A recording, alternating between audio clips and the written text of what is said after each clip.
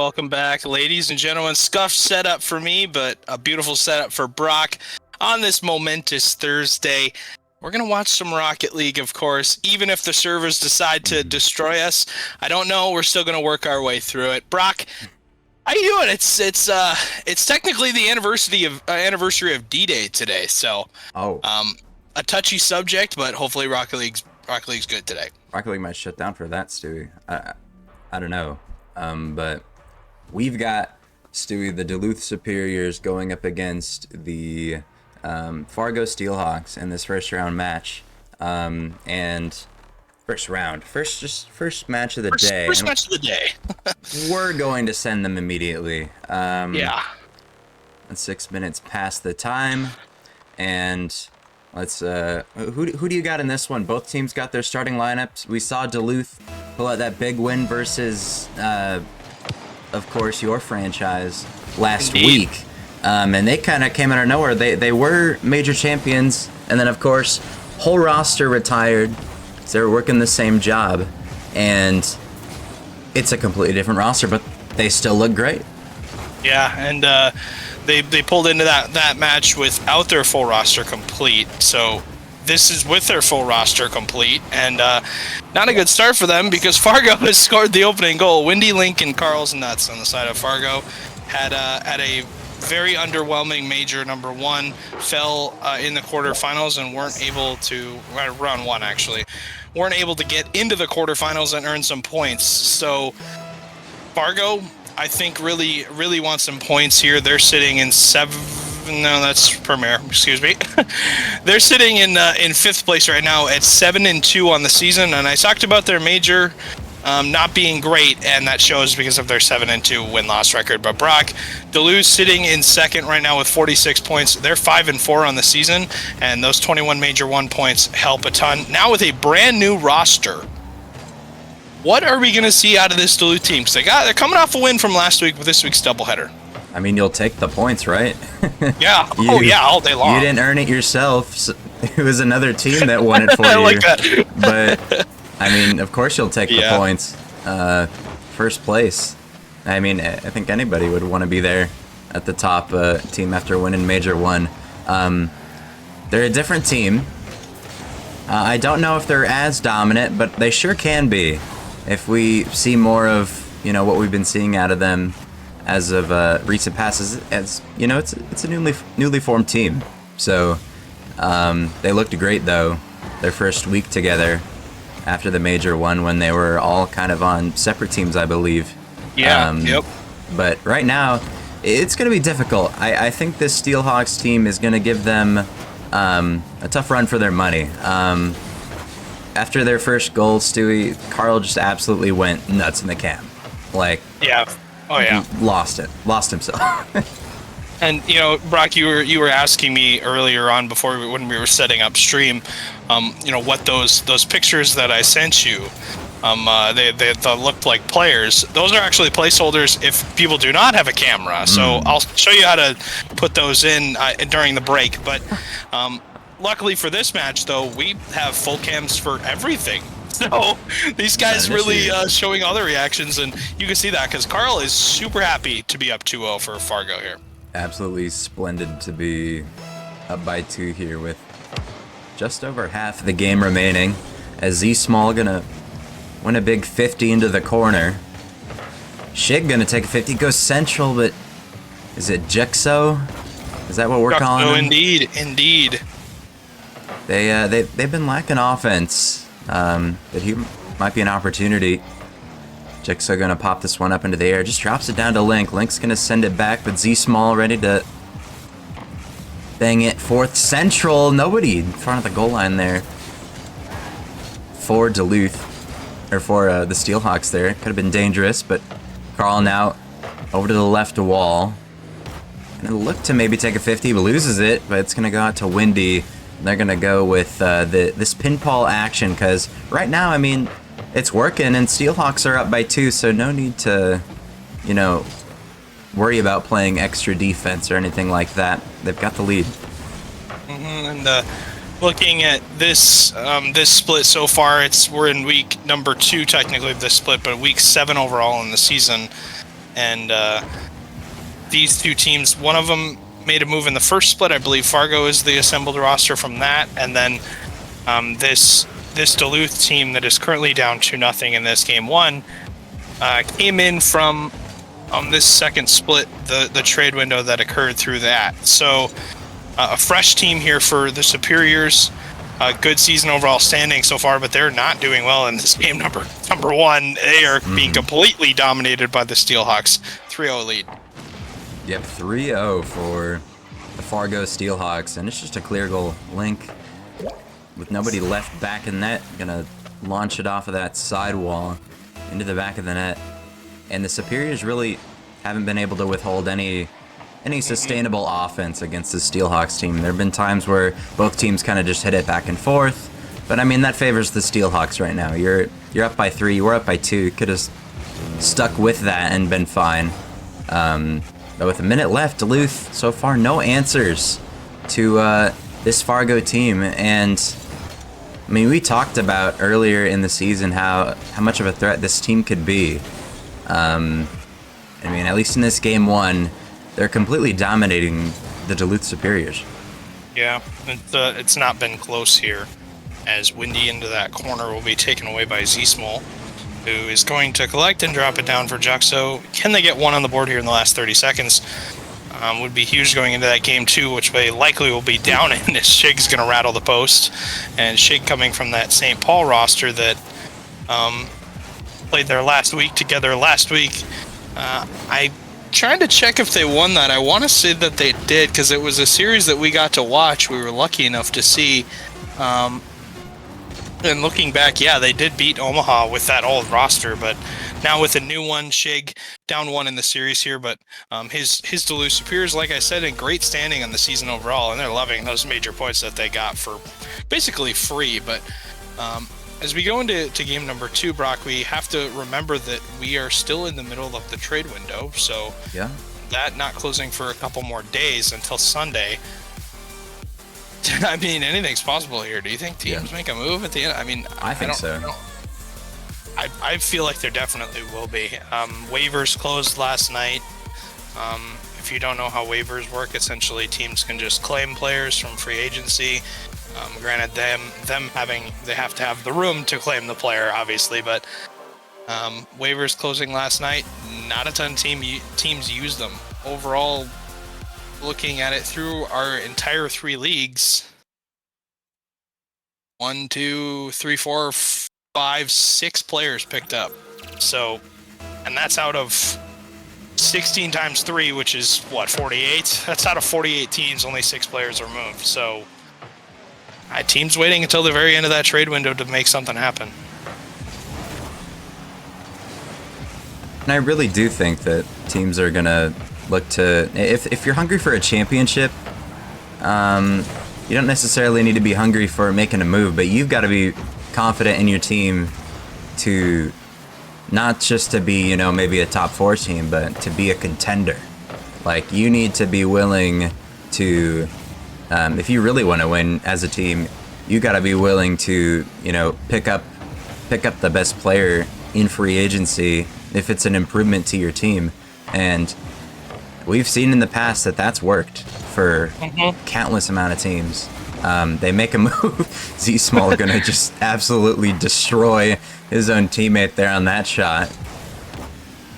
But a minute gone, and I really do think, like, if things aren't going well, you need a good start here, because you can't have a bad Major 2. Even if you are kind of, in the top 4 area, because with the amount of points at stake, Stewie, you could go from being a top 4 team to out of land. Yeah. And like you said, you need to do well in that second major because of how the points are spread out. You are getting points, if I remember from going. I have to take a look at the points for it, but if you're getting 15th through 16th place, it is Swiss, so you got to win 3 before you lose 3. But if you do go out and not win, you don't get a certain placing in it, you're getting nothing. And as the placements go up, the points only get better. But if we go by 5th through 8th place, you're getting 20 points just for making the second week of the major. If you don't make the second week of the major, you're in, below that. And when you're a team that is not at the top, you need the points to close the gap. And I think some teams tonight will benefit, especially in the middle of the trade window, from getting a win right now to start off kind of that run that you see. How many teams in the past have we seen, Brock, that are formed together and they make a massive run and win 5-6 series in a row before they finally lose one? Mm-hmm.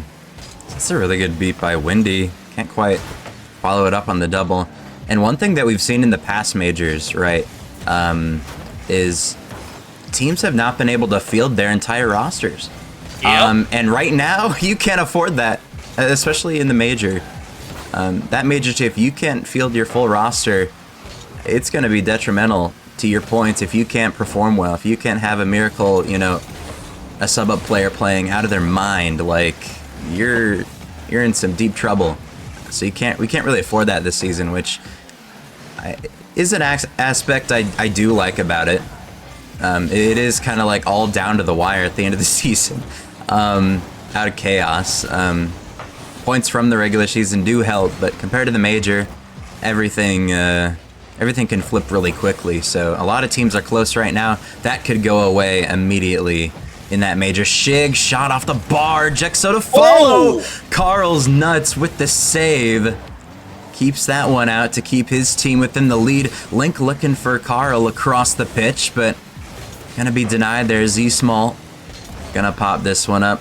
Looking to go to the corner, runs out of boost, but does get another touch. Windy just gonna send this one forward. Jexo to put it into Shig.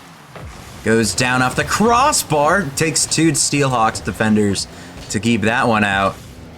But the Steelhawks, they're on defense right now, just barely holding on, but they've got that 1-goal lead.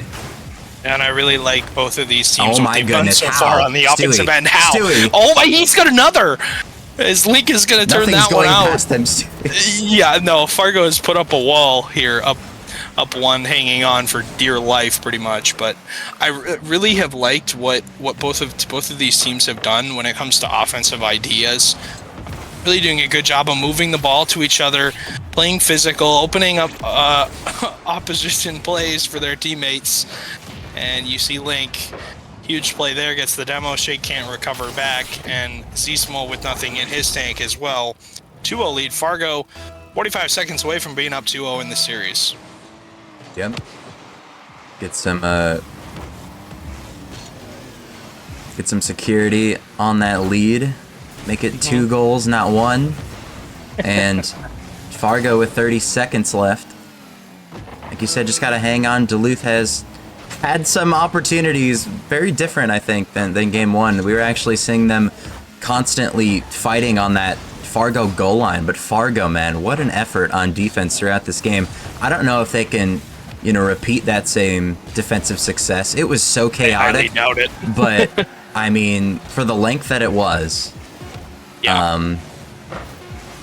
Just incredible defense played from the Fargo Steelhawks, and that's going to do it for game number 2. The Steelhawks going to go up 2-0 on the Superiors, heading on to game 3.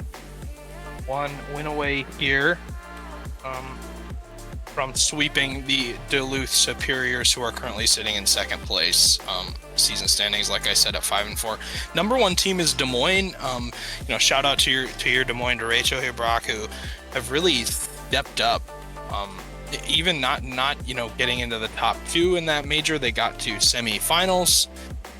They really stepped up in this second split, hitting the 50-point mark. But going back to the points you get for that second major, these teams have played 11 matches. Des Moines is 8-3. They have 50 points, like I said. For getting 2nd place in that major, number 2, Huck, you can double your points. Yeah. You can literally by getting 1 placement, you can literally get 50 more points, and you would have 100.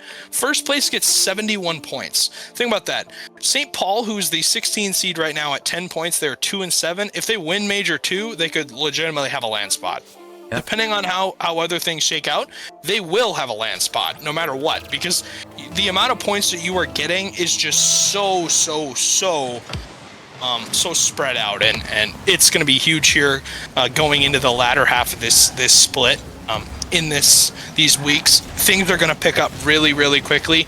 99% sure we have back-to-back headers, double headers, as week 8, as a double header, and then we jump back into single headers for week 9. So a lot of matches being played here in these next couple of weeks. Brock, I'm excited to see what happens. Yep, and these are so important. I mean, every match is important, but this split 2, I'd argue, way more important than anything you've accomplished in that split 1. As Link underneath the defense, if you can get a good stretch of match wins here, it can put you into some security. Maybe you only need to make week 2 to secure land. Maybe you don't, depending on how you finish your regular season. And so right now it's huge for these teams to start winning. And Fargo, a team that apparently the only team to beat Green Bay alongside the derecho as well. No other team able to do that, according to chat from a very valid source. But shout out here. Yep, huge shout out. Juxo, though, gonna put it into the back of the net. Duluth get up by 1. It's a solid passing play. Link just goes missing, though, and Duluth get away with a free one. Obviously, we'll have those land scenarios for every single team when that major comes up during more than likely before it, or more than if not after it. But basically, it'll tell you a scenario for each team. So shout out to our stats people.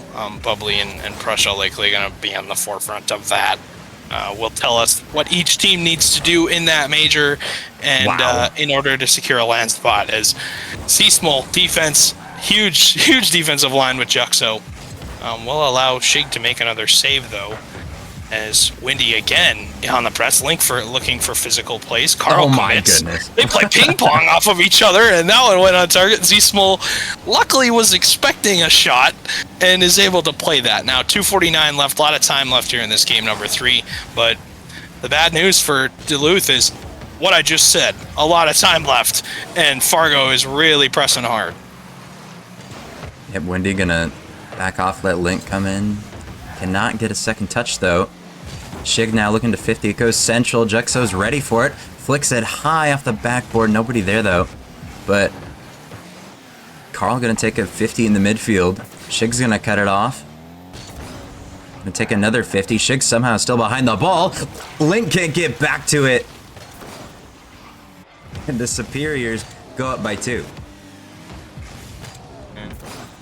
A huge goal there for Shig, coming in from the St. Paul Senators via that trade that went down, sending Dinger over there and receiving Shig back. I thought it was a good move. I like Dinger as a player, though, as somebody that has seen a ton of success throughout his time in the league. Has played a long time, but really, other than, I would say, Windy, most of the players that are on the field currently are fairly new or have less than 2 seasons under their belt. Yeah. And that's one thing to think about, is when we get down to the end of the season, some of these players don't have the same experience of playing under pressure, playing in series where you really need to win them, otherwise your season's pretty much done. But the demo comes through. Careful. For Shig is, light touch really helps Juxo there.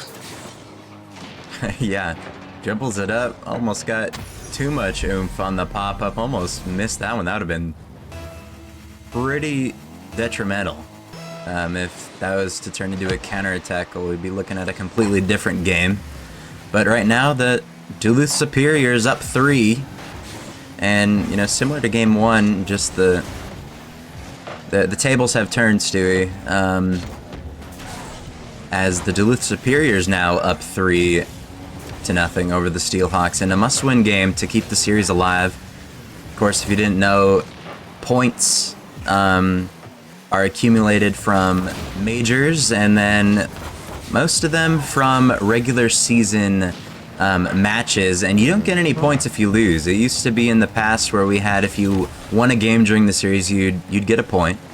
But now, I think it's been like that for the last 2 seasons here, where if you win, you get 5 points. If you lose, you don't. And Carl hits the double with 45 seconds left. Huge shot. But is there enough time left for Fargo to make a case in this game 3? I would hope so. We got 45 seconds left, so a little bit of time for Fargo and Carl to get going here. He's going to have a sidewall read, can't make contact on it. Windy going to hit the ball down the field. Double commit. From Duluth. This is an open net. Oh, Windy. Can't get it on target. He's got Carl, though. Double touch is going to go off. Would have liked Carl to maybe shoot that on net just normally, but I think he figured out midway through the air dribble that he was not going to be able to hit that. As Windy to Carl, midfield, will miss contact on it. 20 seconds to go here, Brock. I think you had to have that one, Stewie. Yeah, that one Can't had miss to an go. opportunity like that. So now you're chasing, and you're down by 2, and you're likely going to go to a 4th game. Duluth, we thought they would wake up at some point, and that's exactly what they do in Game 3. Game 3 goes to the Superiors. Yeah, just in time. They got to win 2 back-to-back, or well, 3 back-to-back. Now it's only 2, but dominant game. Duluth 7 demos as a team there, to the one from the Fargo Steelhawks, and they controlled most of that game. Towards the end there, Fargo got some good looks, but it just wasn't enough in the end to bring them back into the game. That deficit was too much for them to handle as we head into game number 4. Utopia Coliseum, Stewie. Superiors, of course, they're against elimination. Well, not elimination. Elimination from the series, if you will. Yeah. From the series. So, gotta win this one as well. As game number 4 is underway, and I think the Superiors need another hot start. You can't be given time to this Fargo team because their plays on offense are very dangerous. Yeah, especially Carl at the end of that game 3. Right now, it's a passing play from Link all the way downfield to Carl. The vision from them is immaculate, and just 18 seconds in, Fargo on top. Yeah, you can't really be giving Carl that much of an open opportunity because he is going to make you pay. We've seen that through this series in the first half of it and now in the second half of it. But going back to your point, we saw Duluth have a really good start here in that game number 3, and it was through physicality. They had 7 demos in that game 3, and I mean, granted, Fargo only had 1 demo, and they scored off of it, but even then, you have to be avoiding these physical plays that Duluth are putting together because it seems like it's working for them to find the back of the net. They saw a couple chances here about 10 seconds earlier, and granted they are down in this game, they have started to wake up on the offensive end, and it is putting a ton of pressure on this Steelhawks defense. Yep, and I mean, we've seen both these teams have dominant offense throughout this series as the Superiors awkward on defense. They bump into each other, but Z-Small able to get a touch out and dribbles around Link. Carl now to the corner where Windy, Carl's gonna say get out of the way as they have no sense of control there on their own side. Top right shot could be in. Carl gonna make a save on that one. 2 players go missing as this ball is gonna just be left in that midfield. Shig and Juxo both up for that one. And the Superiors, that's definitely where they're weak. The double commit department. On defense especially, they look super panicky at some moments, and it's opened up opportunities for Fargo, especially at the end of that game 3. We could have seen a completely different game, 1-goal game come down to the wire, and we know how pressure treats teams, and it's not very nicely. So, Superiors down by 1 here, no boost is Shig. Juxo, full boost, gonna pop it out central. Carl now, just a huge bang. Z-Small and Juxo both up for that one. as Z-Small going to go missing. Link going to utilize the ceiling. Carl can't get the touch, but the defensive player was playing that theoretical touch as Link now to the backboard. Nobody's there to cover it. Z-Small, though, follows it up. Carl now to the backboard. I mean, they're just peppering the backboard. When will it work? There it is. Windy into the back of the net. That's a second goal for the Fargo Steelhawks, and that backboard, Stewie, was wide open for the last, like, 30 seconds. And you saw Shake sitting in the net. I mean, we did switch to his POV for the save opportunity. He wasn't able to make contact on the ball even. Bounces right by him and shakes his head and understands it. You know, that one's on me, guys. That it cannot go in. And it can't because you're now down 2-0. You really are faced up against an even bigger wall. Because Fargo, when they score first, they seem to be more of a problem, and that's reigning true for both of these teams. But I really think that Duluth, they're using their physical plays to their advantage, but their midfield play has not been great. It's been there, but that's the good news. It's been there. The bad news is it more often than not has not given, that much. But talking about pressure, there is pressure now, definitely, because Lake's lining up a double and he's got it. It's a 3-0 advantage, and I mean, that was clean. Clinical, tough backboard touch. We're talking about pressure. Well, pressure makes diamonds sometimes, and so far Fargo really don't care about pressure. And I mean, what a double. I mean, the backboard, of course, wide open. Link realizes that. Follows it up with the double. Steelhawks got the momentum.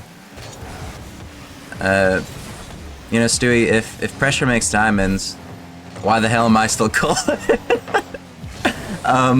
But Carl, now into the corner. But, I mean, just composure mainly from Fargo. That could be in. But the Superiors really need to be more active on defense. They've got low boost.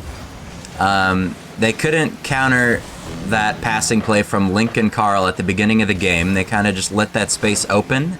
And then on defense here, we're seeing them let the backboard be open for free. Nobody is covering backboard for them, and it's really an issue. And I think that's been the big difference in the series, is how Duluth needs to be more active on defense. If they do that, could be seeing a different result. But Schick does score, so 37 seconds left. They're still technically in it, but we're going to have to see some more defensive flops from Fargo to see this game get closer. About 37 seconds left as kickoff won by Duluth. Z-Small with a chance. We'll get over the top of Carl, and Carl was pre-jumped on it. Hold up a second. 31 seconds left, and Fargo, I hope you don't want to squander this lead, because this could mean a flip of the script here for this series. Yep, and I mean, they've got the time. That's why that first goal, you never know. Things go south quickly. Oh, yeah. I mean, we've got ourselves a game here. 20 seconds left. We're going to need another mistake out of Fargo, which, I mean, 3 times the charm, I don't know. But 15 seconds left. In Game 4, to take them to Game 5, Link with a huge 50 to the backboard. Z-Small, no boost. Windy going to collect and just take control. I mean, goes missing there, but no boost is the superior. Steelhawks being a menace on that back line. And it's not going to be enough. The Steelhawks hang on and take this series in 4. And that was a big win for Fargo. Like I said, they needed these points to start closing the gap between Duluth and themselves. But top 8 gives you a land spot, so not the end of the world for Fargo if they don't win that. But 5th, always nice to climb up to 4th, possibly. But we'll see what Bemidji does. Still gonna jump in and check the score report, as teams have not sent in anything yet, so seems like we're the first team to finish off here, Brock. But yeah, regardless, I think this is a big win for Fargo. It's a Duluth loss that I don't want to say you can afford, but it isn't going to kill you. It's not a backbreaker. It's not one that's going to really hurt your chances of making land. You've got the points. You have got the points, yeah. And honestly, the teams that are way down there, they need the points more than anything. You're sitting in second place right now. You have a decent major number 2. Say you go 1-1 tonight, it isn't the end of the world. But losing to a top 5 team, you would rather lose to a top 5 team, I would say, versus a team that is below the top 8. Not gonna throw out any team names out there, but it's important for Duluth to understand that yes, this is a loss and it hurts, but it isn't the end of the world. And I think we'll see that later on as the night progresses on. But Rocco was our first series, and it was a pretty decent one. It got hairy there at the second there for Fargo. Man, thought that series was going to flip for a second. I mean, 2 back-to-back goals in a situation where you just can't have that happen. They weren't able to pull out a miraculous 3-goal sweep in 30 seconds to tie it. But that's going to do it for our first match. Of course, Fargo over the Duluth Superiors in 4 games. Coming up, Stewie's Miracles and the St. Paul Senators will be going head-to-head here. In about 9 minutes, we'll get you guys with that matchup.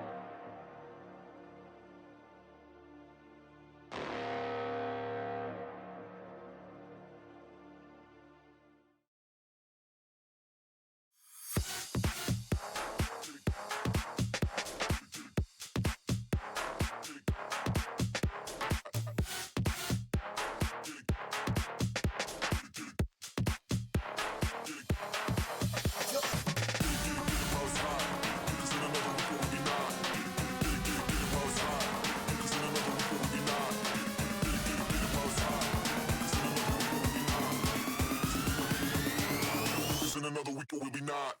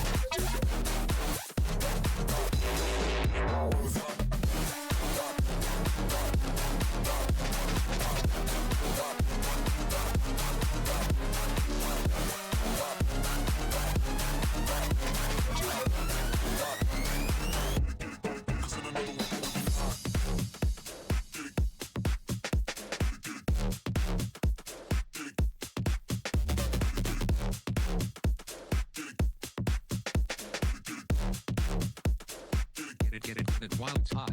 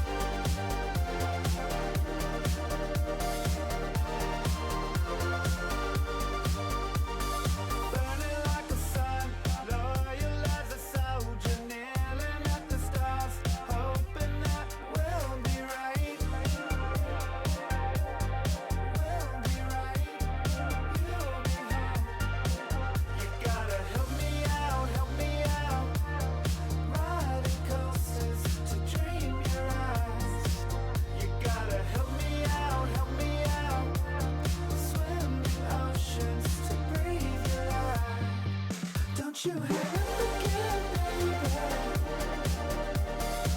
I just can't be alone tonight. Don't you hang up again, baby. I just can't be alone tonight. Ticking like a bomb, falling in motion, center of the stage, hoping that we'll be right. Back again. You gotta help me out, help me out. Riding coasters to dream your eyes. You gotta help me out, help me out. Swimming oceans to breathe your life. Don't you hang up.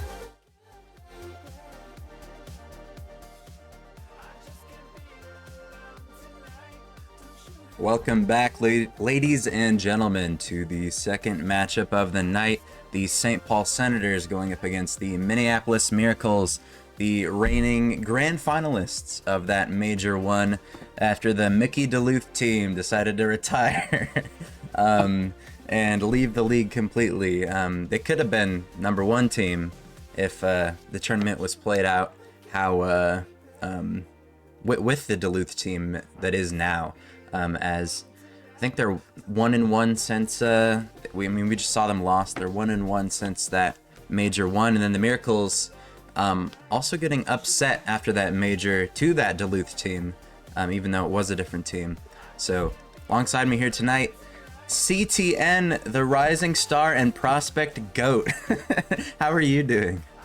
I'm doing great. I usually am playing on these days, but I think it'll be a lot of fun to actually watch from the caster side.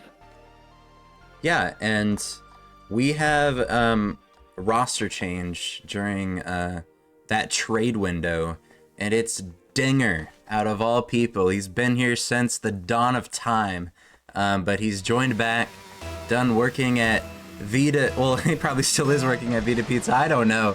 But that was taking up a lot of his time with school. But immediately, why busy, into the back of the net, and the Miracles strike first. I was barely even watching. I didn't Me get too. to quite see it. Just looks like a good kickoff goal. Puts it off to the side, and no one's there from the Senator side to just get that away. And it's a kickoff goal in favor of the Miracles. Start things off as Caesar pop that 50 up, not really going in favor of his team. Wybizit pops that one up looking for AK, but shot gonna be denied by Dinger. I think the last time we saw Dinger was about 2 seasons ago at one point during free agency. This time it's actually on a team here as this Senators team tries to work something out as their team has struggled to accumulate points. Very different from what Caesar was able to do last season. He did get up to Challenger, but now he's back into Rising Star. We didn't see much Rising Star success out of Caesar. We know that he can thrive with really good Challenger teammates in Calster and Mako and play really well, but can he do it when he is probably the best on the team? I have to figure that out as minutes gone, and so far a lot of back and forth gameplay. The Miracles have been composed though to look for each other with some passes, try to spice things up, and I think that's a good look for the Miracles. Yeah, nothing too serious outside of that kickoff goal from the start. I was kind of expecting a little bit more out of the Miracles, especially because the standings just tell a whole different story than what I'm seeing here on the pitch. And I mean, the Miracles, they believe they were something crazy like the 11th seed in that Major 1, made it all the way to the grand finals. Of course, ended up losing to Duluth as Caesar with the huge dunk to tie us up at 1 apiece, and it's Dinger credited with the pass off the sidewall. Sharkbite just gets bodied.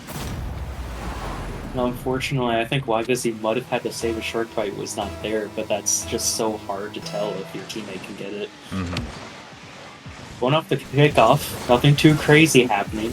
Goes straight to AK. trying to get something going, but it's just a little bit of ping pong happening right now. Why Busy almost puts it on net. Some pressure might come from this. AK now able to get it center, but Caesar able to get out. Something goes center. Why Busy just has an open net. Yep. Why Busy just scoring there after an awkward ball from Caesar. Tried to lay it up for Dinger. No boost. And it's going to be intercepted by Why Busy. Into the back of the net. The Miracles respond immediately, as they've also, after the major, went in a different direction from Blazing Ninja. They bring in Sharkbite, hoping to have a more, a better performance, even though Blazing Ninja was an absolute menace to deal with on the defensive side. He was so annoying to not get demoed from. But the Senators, like I said, bringing in Dinger, trying to, these teams doing anything they can to improve at this point. Because this is, within a couple of days, you're going to have your roster locked for the rest of the season. And it's an open net here. AK can slot it, but that one way off. Into the corner, Sharkbite can't turn on it. And a big missed opportunity, but Why Busy there to keep in pressure. Puts a shot on, might land on it. Sharkbite now to the backboard. And AK there to follow it up. It's going to be denied by Seppi as physicality comes out from the Miracles. It's off the post. And Senators do hang on here as we're almost putting it in our own net off of a back pass. And there's just so much pressure from the Miracles. I can't believe they haven't scored quite yet. Senators doing a great job fending off all of those shots. Maybe a few of them they got lucky, but it's not in the back of their net, and that's all that matters here. Senators now with a nice demo. Ball kind of just floating. Why Busy putting it back to the net, but Dinger able to get a touch. Sharkbite straight to the center, but no one to follow up. A little bit of a miscommunication from the Senators, but they get it out. Looking for that center. Never mind, going for the solo play. AK able to get it a little bit out. All that pressure seems to kind of fade from the Miracles. Yeah, we've seen some inconsistency from the Miracles. They do still have that 1-goal lead as AK no boost committing in the corner again. Gonna force a 50 back to Sharkbite. Just a big clear, gonna bounce off the ceiling. Gets one more. Caesar looking for Dinger. Pops it back central, but Caesar backflips and Seppi can't follow it through. Sharkbite now. The huge clear downfield. Caesar denies, but goes to Dinger, who can't keep possession. It's gonna go onto the midfield, but nobody there, so not the end of the world as Seppi gets bumped off of that one. Caesar looking to control over 2. No double. Sharkbite misses, and Dinger into the back of the net. The Senators tie it up. 4 seconds left.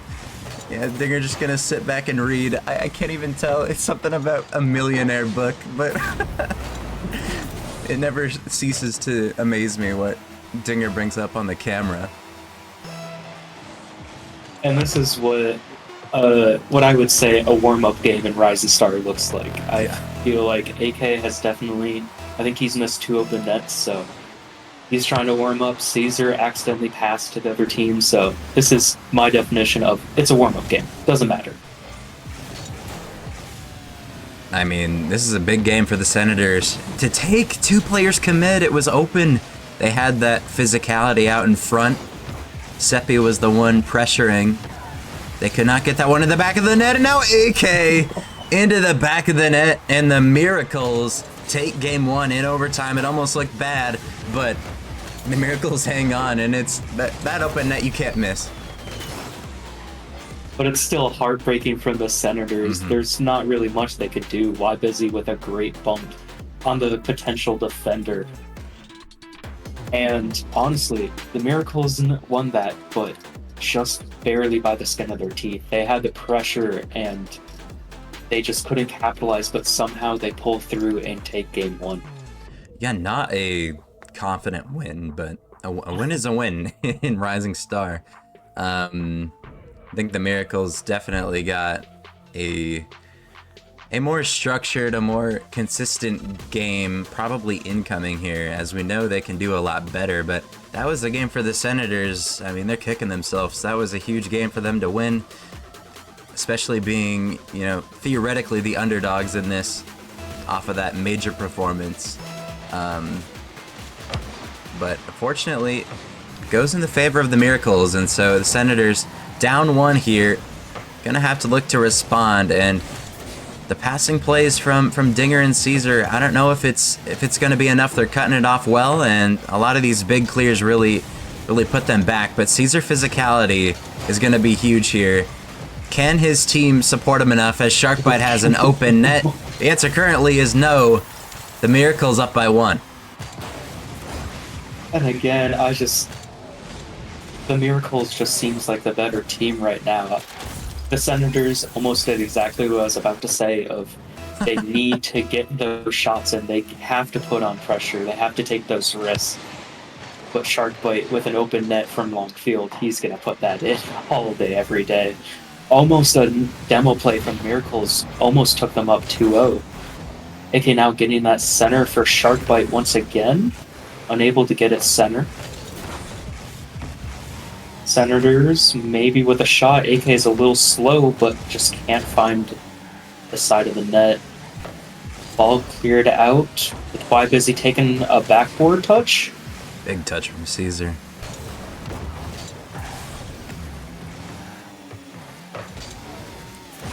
And I mean, the Miracles just look like they haven't found their rhythm yet on offense. They haven't been able to keep the ball, let's say, in the Miracles' end.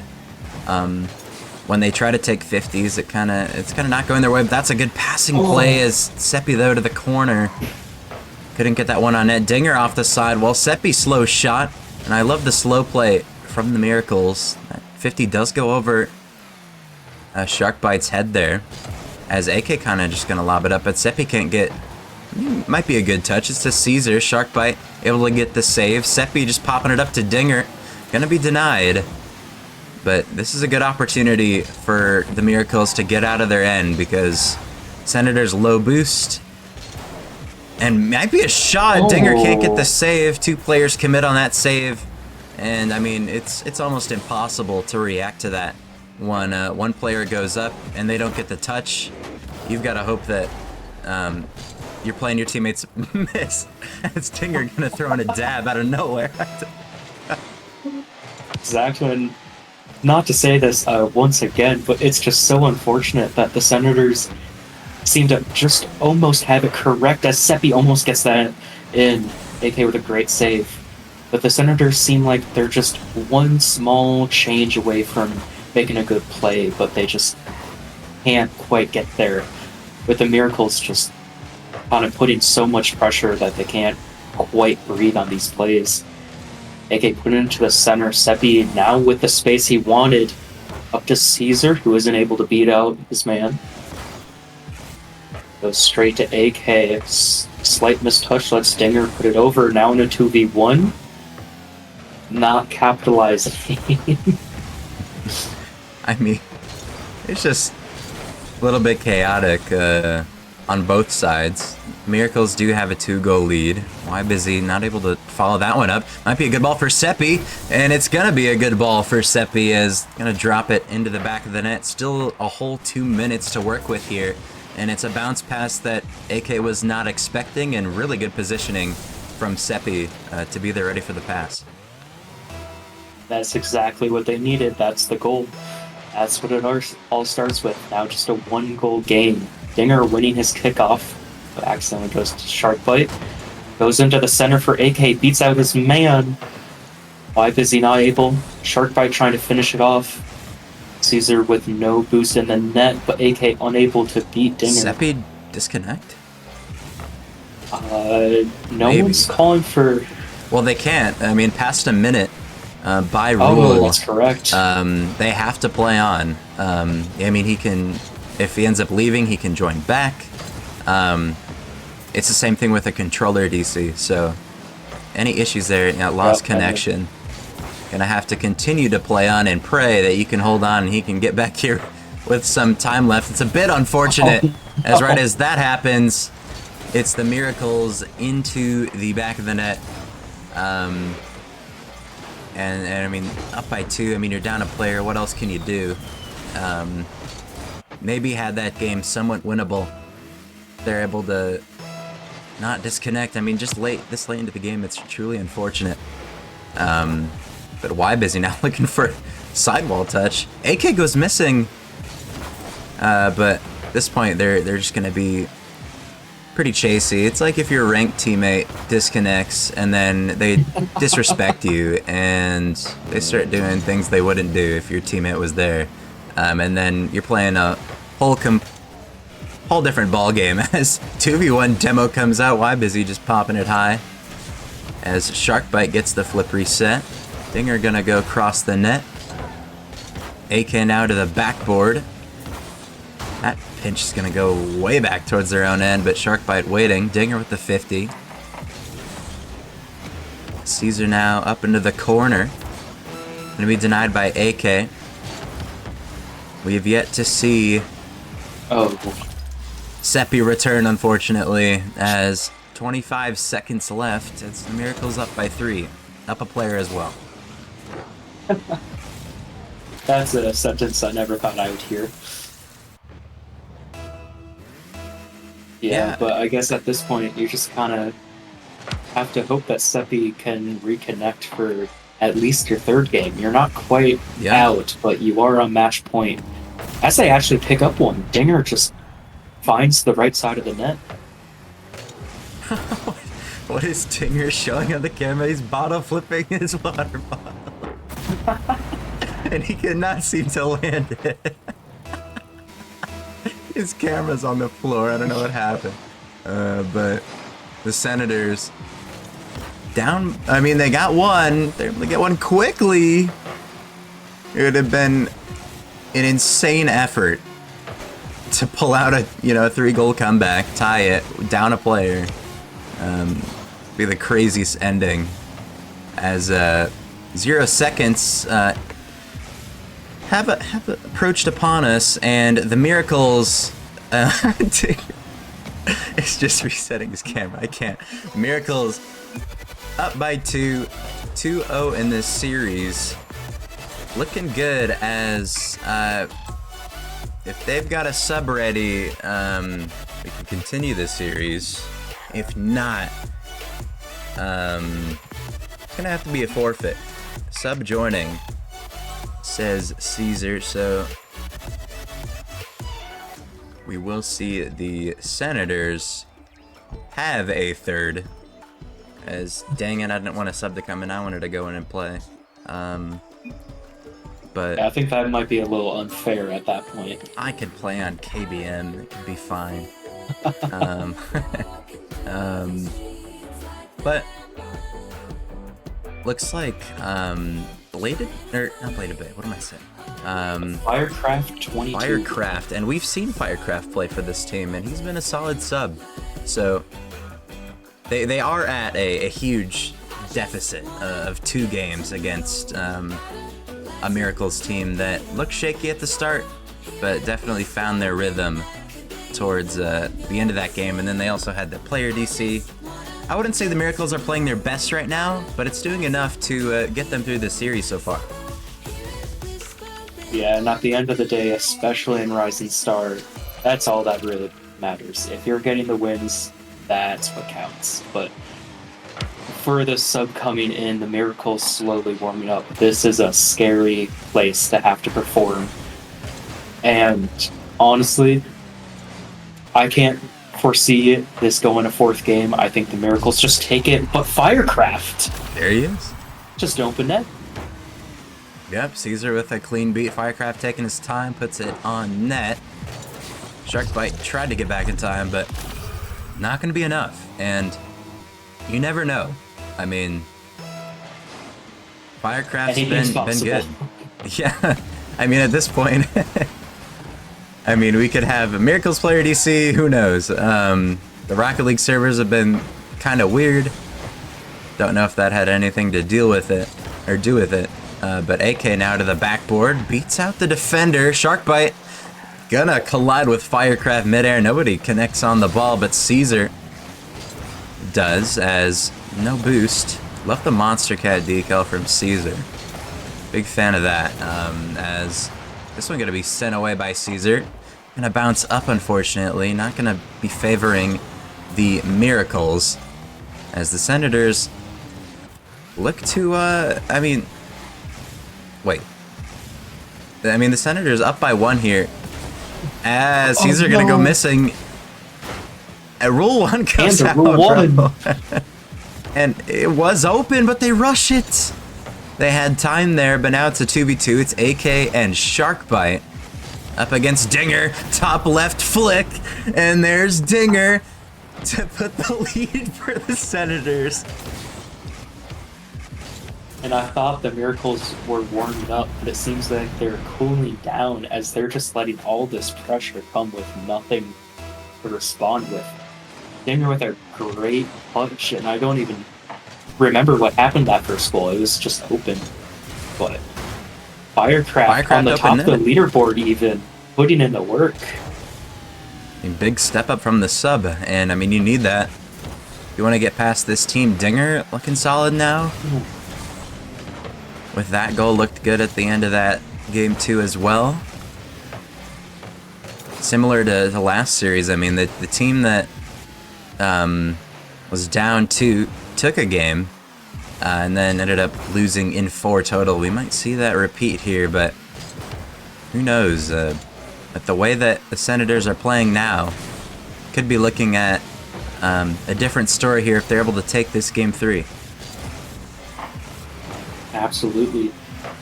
Still in the 3 minutes to play in this game, but Caesar might be able to get that to 3, and yes, he does.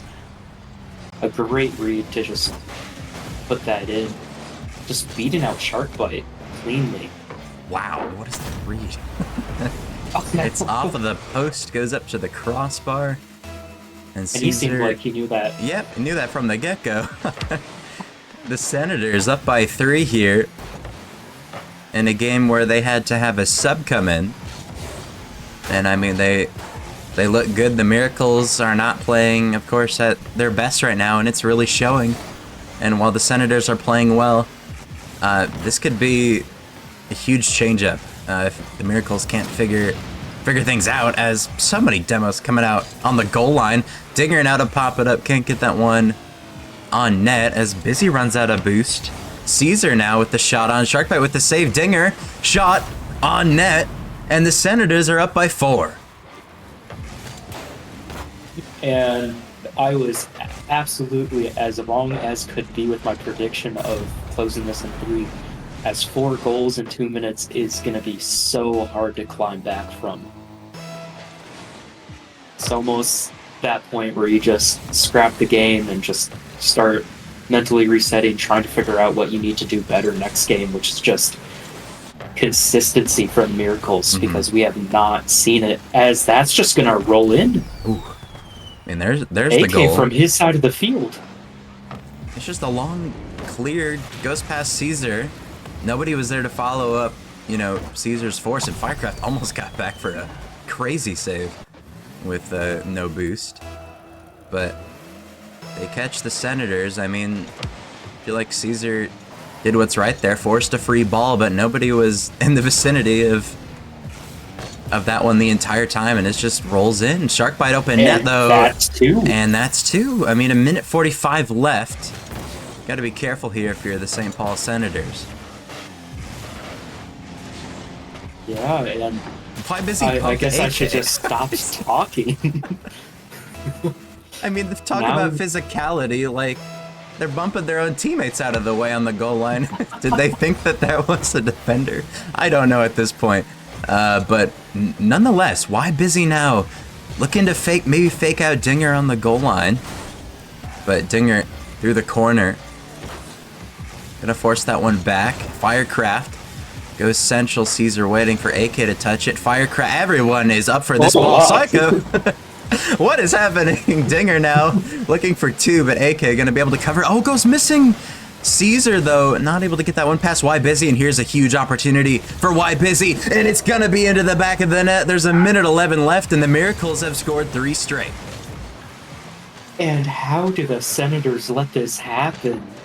They're just completely falling apart, it seems. One goal came in, and then the other two just fell so closely behind. Do you think that the Miracles make the comeback here? I think they definitely can, and they can take this series. The Senators are not being active enough in that midfield, nor on defense, so a lot of space is being given to the Miracles! And AK, bottom left, the Miracles 4 straight goals. And it's a huge 50 from Y Busy with the threat of the bump. I think he got it as well. Good placement regardless. And if he showing the water bottle. At one point, I mean, we had Dinger rocking like Subway Surfers on his phone setup, but Firecraft off of the bar could be a response. Caesar off the bar. Dinger now to follow it up, gonna be off the mark. Caesar to keep it in. What is happening? Somehow Dinger gets it through the defense, and the Senators respond. Caesar's got a hand over his head, and they've got the lead. I can't even begin to think about what just happened there. I saw all 6 players just flopping around on that goal line, and Dinger somehow finds the net in between all of that chaos. Trying to find it again. Caesar now gets it to the center. Why is he able to get it out? Now in a 1v1, trying to beat him. Wow. He does. To tie up the game at 5-all. This is becoming a great game. Y Busy, low touch, follows it through. It's bar down. I don't know how you're supposed to defend that if you're Dinger, if you're not already in his face. But 5-5, 32 seconds left. The Senators were up 4 goals. And now it's a tie game at 5-5. With 20 seconds left, we could see overtime, but we could also see the end of regulation here. As Dinger now gonna go missing there. Caesar now to the backboard. Y Busy looking to catch. 8 seconds left. Y Busy with a great controlled touch. Saving that dodge as Dinger now maybe going up to the backboard. No boost. Shark bite. This one's gonna drop, and we will have overtime, which could be the end of the series if the Miracles are able to pull this out. Yeah, and this is already the second overtime of 3 games, as Y Busy is just going to put it away. 8 seconds in, AK there for the bump, but is just not needed as he beats out Dinger, and Caesar just does not have the boost to find it. And it's immediately off the kickoff an opportunity for Y Busy. Gets it around 1 and puts it into the back of the net immediately. What a crazy ending that was. The Miracles sweep the Senators into 3 games in the most interesting, one of the most interesting series I've seen in a while. Yeah, I do not think I've ever seen a MCS match have somebody come back from a 4-goal deficit, especially to then go 6-5. Yeah. I mean, just crazy. I mean, if any team could do it, I mean, the Miracles are, there was those inconsistencies we saw, but they got consistent enough towards the end of that game, and they had shot after shot after shot, and the quick goals, and then, I mean, the Senators did have 1 response, but it was not enough. Still went to overtime there. Y Busy really stepping up at the end of that game with a huge solo play that, got them the overtime win. Not only that, but before, even more impressive, it was a dribble where he drops it down, nobody there to challenge him when he somewhat lost possession, and then he puts it top bins, bar down. And when you give a player like that much time, that's exactly what's gonna happen. And the Miracles, they do get the result they wanted, but man, was it all over the place. Yeah, and the scoreboard really does not show exactly what we just watched, as it's going to be a 3-0 sweep for the Miracles, but that third game definitely seemed like it was all Senators, and then they just somehow lost it at the end. And I mean, keep in mind, we had a sub come in after game 2 since Seppi disconnected, unfortunately. I mean, they made a run for their money. They almost had them. They were up 4 goals. We almost thought they were going to have a game. Miracles crawl back, and that is going to be it for the second matchup of the night, as I believe it's going to be the Brainerd Victory and the Maulers coming up in about a 10-minute break. We will see you guys for that matchup.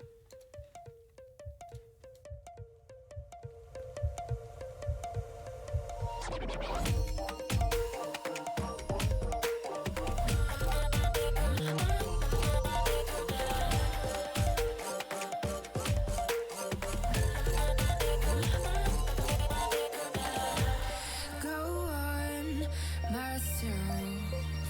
I'm cold steel stainless. My glass half full. Always said don't suffer no fools. Serpents daydream. I bite, you call me lovely. Got a sweet tooth. I'm gonna get the sugar from you. When they say I'm a machine gun, I take it as a compliment. Honey, you should know I can be a weapon.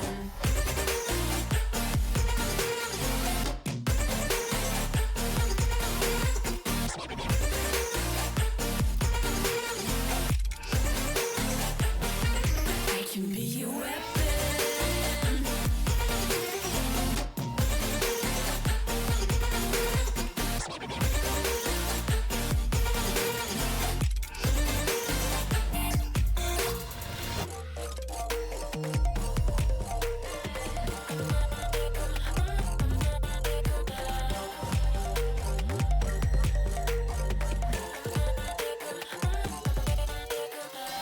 Come cold blood, selfish.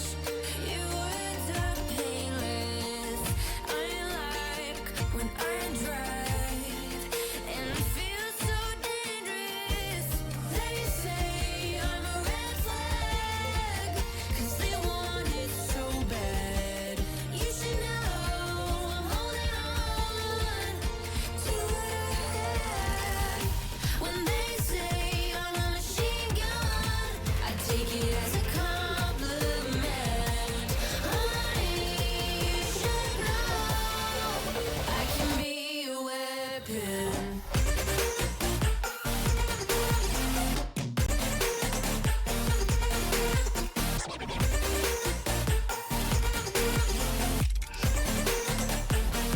I can be a weapon.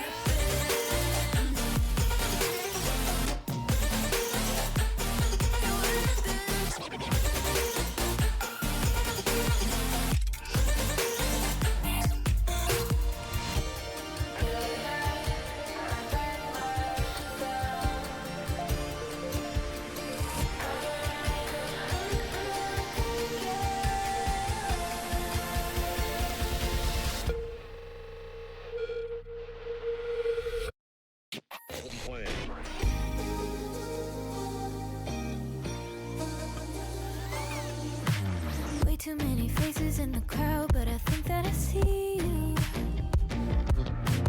One too many days got me changing up the way that I need you.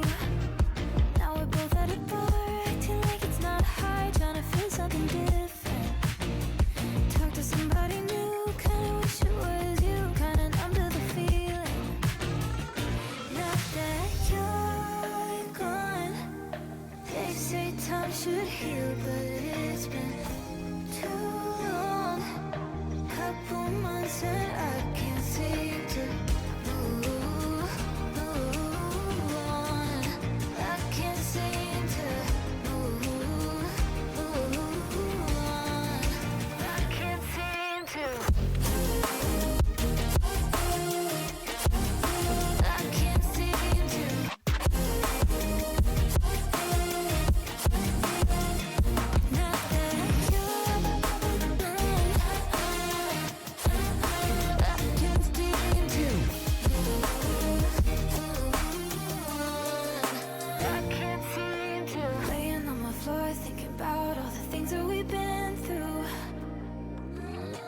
24/7 to pretending like I never met you. No, it's all for the best, cause I know we're a mess every time we're together. Going out of my mind, and I wish I could lie, tell you that it gets better. Now that you're gone, they say time should heal, but it's been too long. Couple months where I can't seem to move on. I can't seem to move on. I can't seem to.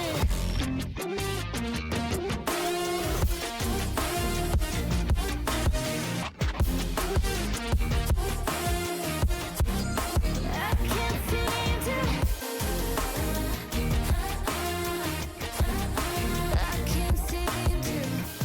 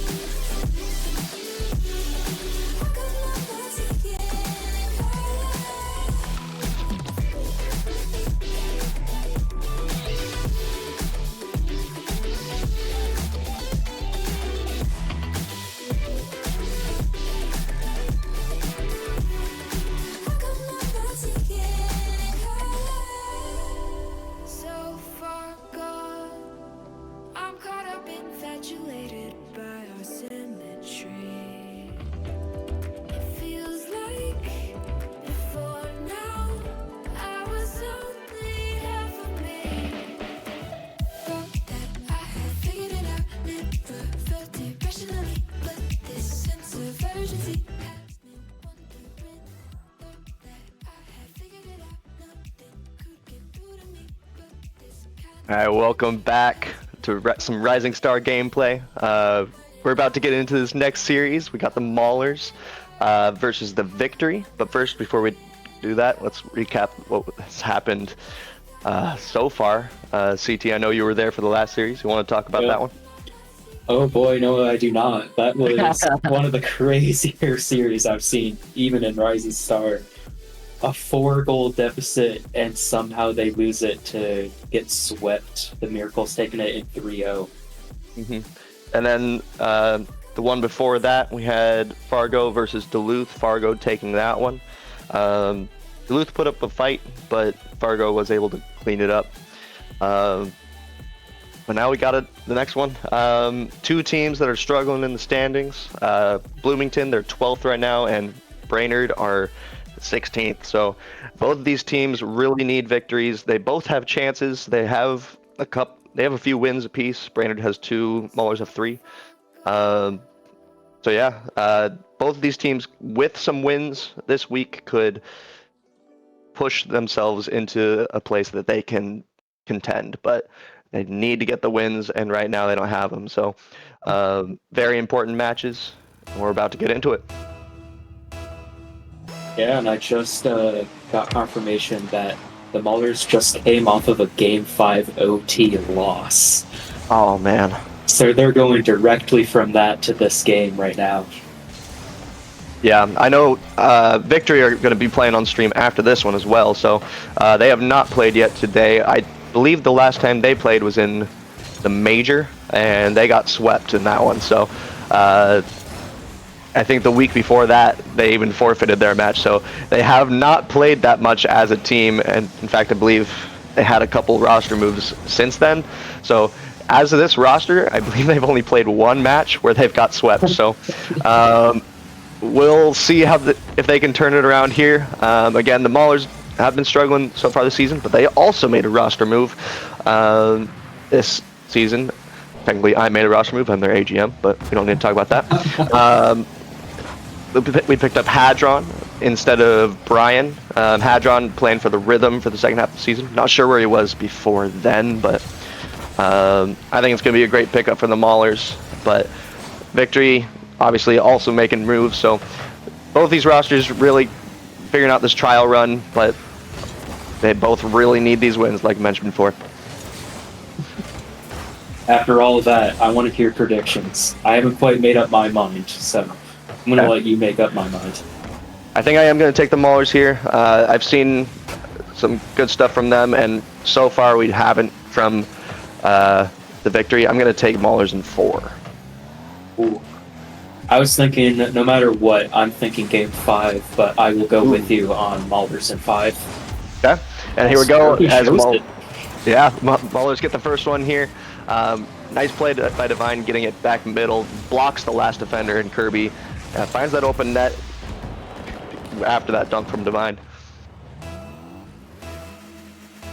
Yeah, and the physicality is quite nice to start that off. Not a huge play, but just enough to get it in. As and see who's shooting, but almost puts it in. Kirby going for a shot that goes straight into the defender. Another shot going straight into the defender. I love ping pong over here. Yeah, some ping pong going on right now. Kirby's trying to punch the ping pong though, as Divine and Hadron double commit here. This could be dangerous for the Maulers. Straxel trying to get this one on the target. Doesn't quite. Kirby doesn't make contact on it, but is able to get that one away. Kirby plays that to the side. Blasky's there though. Blasky's going to try to get this back middle. Can't. Ari not able to get this one back, but is able to keep some pressure on. Maulers struggling on defense, but finally have a little bit of space to breathe. Divine able to get that one out of his zone, and we're back to a little bit of ping pong. And there we go. The big demo coming out from Kirby as Victory are trying to press here. Yeah, Ari tried to slow that one down. It seems to be slightly working. He still has a ton of space in the corner. It's over one, but not quite enough. Goes straight to Straxel, who puts it center, but no one there to get it. Artron trying to get it center. Gets over 3. That's an open net. And Kirby puts in his second of the series. Yeah, big beat by Hadron there in the air, and Kirby cleaning it up well.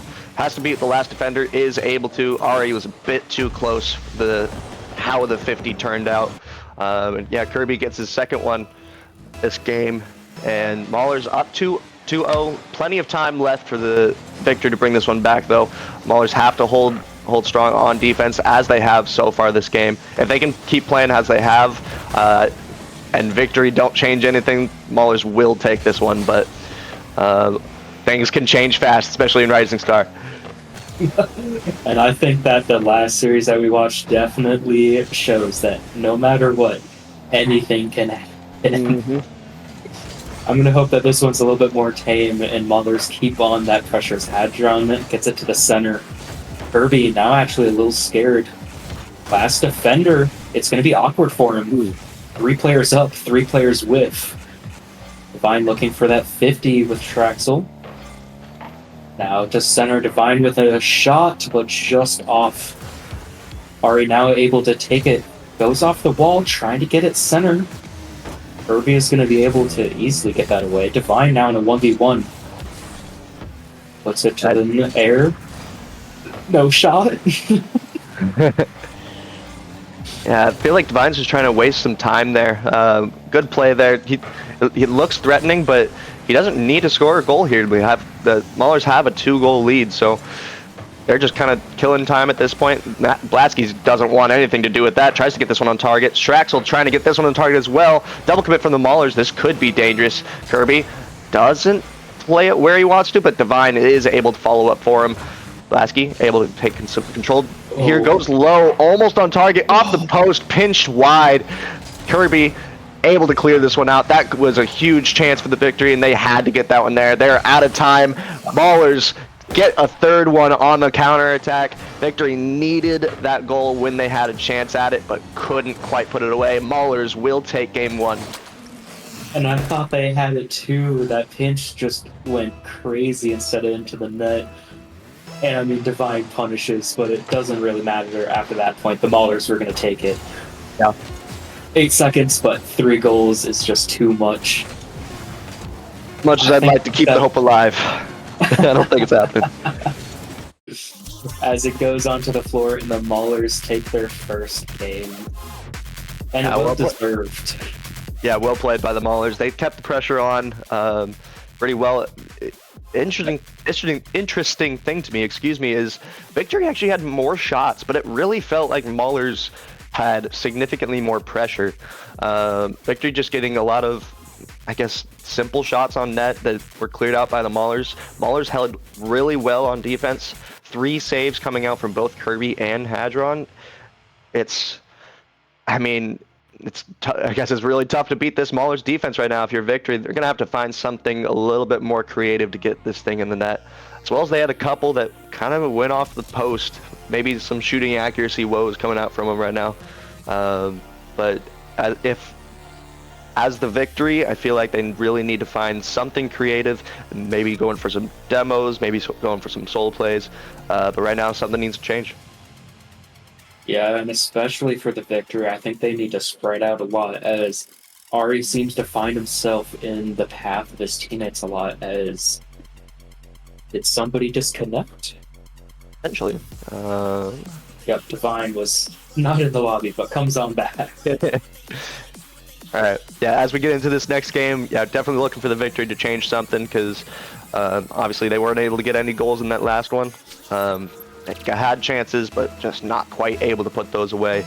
Maulers just trying to keep up the pressure that they were able to maintain, and the defensive prowess that they were showing in that last one. Because, yeah, no goals is always impressive when you have as much offense as you have. As Maulers on defense again, able to get this one out. Hadron, big clear, plays it above Blastic's head. Is able to get there, though, as Victory trying to keep the pressure up. Maulers don't have nothing to do with it, as Kirby is going back on the other end of the field. Yeah, now the ball just kind of going off a little bit of ping pong. Hadron getting a little bit of control off the backboard. Kirby almost gets that read off of Ari. Goes off to Straxel. Doesn't have as much time as he thought. Oh, technically an open net from Ari, but that it's a little bit hard for this area, especially. Kirby putting out center, but no one able to get there. Straxel easily puts that away. It's the demo. Ari's going to be able to get that center. It's off backboard. Divine with 0, but still gets the clear. Kirby now able for a really good 50 that just goes nowhere. Kirby once again with that ball, unable to get its center, and it's just a massive game of ping pong, it looks like. Yeah, I think teams are trying to control it, but each time they want to, someone is pressuring, so then both teams are resulting to just bang it away from them. Blasky gets a little bit of control here as he tries to get it in the middle. Hadron able to 50 him out. Ari trying to get this one back middle again. Hadron, big 50. This one could be dangerous though. Ari tries to get it middle, can't quite flick over the last defender. Hadron able to get this one cleared. Middle to Divine, a shot on target, cleared away by Shraxel. That was a great opportunity by the Maulers. Trying to get another one in here. Hadron able to follow up. What a great centering pass by Kirby here. And now all 3 members of the Maulers with a goal in this series, and that's a great touch. Seeing that both defenders are super awkward on that backboard read, knows he doesn't need the power, just needs the placement, and that is dead center in the net. The pass, the shot, everything from the Maulers there was very clean as, Victory tried to get one right back, but not able to. Divine trying to dunk Blasky, but Blasky doesn't make contact. Shraxel able to take it solo, but doesn't have enough control to really follow it. Does get one touch to middle, but not really a threat there. Ari puts it just high again off the crossbar. Kirby able to get this one out for the Maulers as Victory are trying to press, but still, once again, the chances just aren't dangerous enough. Yeah, now Maulers with just an open net. Petron is probably a little confused on why that's open, but he will gladly take that all day. Ari having a lot of faith in his teammate there, pushed way upfield, but I think it was Blasky on the side of the wall, just didn't get the contact that he was looking for, and yeah, that left the net wide open. Victory need to be getting the touches that they need to be getting, because it's leaving each other in weird spots. Not if you miss as a player, something simple, it's gonna get your teammates in weird spots. It's not even an issue with yourself at that point, it's an issue with your teammates then. Because it's just going to leave so many holes if inconsistency is happening. And that's what I'm seeing from the Victory as they're trying to get one away, trying to prove me wrong, getting one away, but not quite able to put it away again. Again, shooting accuracy from Victory as Ari finally gets the first one for the series for the Victory. Yeah, that was a little bit of a try streak. The crossbar and sidebars were being Mauler's best friends on defense, but it finally goes through. Yeah, great placement from Ari there. I don't know who was on the backboard for the Maulers, but they just barely go missing. Their defense has been really great so far this series as the Maulers, but finally letting one through as Divine's trying to get this one right back, and he will. A bit of a miss in the midfield again from Victory, but Divine able to punish it. That's all the Maulers are needing to do right now. They're capitalizing on mistakes, getting these goals, and taking the lead back. That's so unfortunate because I also know that Ari is a very mental player, and that is going to be in his head for the rest of the series, no matter what. Lasky trying to take a solo play all the way around, drops it down for no one to follow up. Divine gets a touch, but Shraxel easily gets a defense. Ari now with the ball, gets it out center. Shraxel just not with enough boost to get there. Lasky maybe slowing it down, just puts it straight to Hadron, who almost puts it in. That would have been an insane shot. Yeah, that was a crazy follow-up by Hadron, almost able to play off his own that backboard. I don't know how he was able to follow that one up, but very well done by him. As Maulers back on the back line, they're seeming very comfortable back there, though, only letting one in through the series so far. 50 seconds left. Victory have to find something here as they're trying to break their own zone. Kirby trying to get another one for the Maulers as Ari's counterattacking here. There's two Maulers back. Are they going to be able to clear this one out? Yes, Divine is not able to follow up, though, as it's still pressure from Victory. Ari trying to get one middle again, but not quite able to get it past the last defender. Divine up to Kirby. Double commit from the Maulers. This could be dangerous if there's a counterattack quick.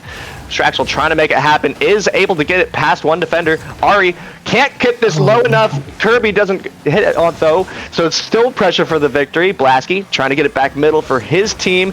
Is able to get a touch, but Divine is right there. Great clear from him as Maulers have 10 seconds left on the clock to kill this one out.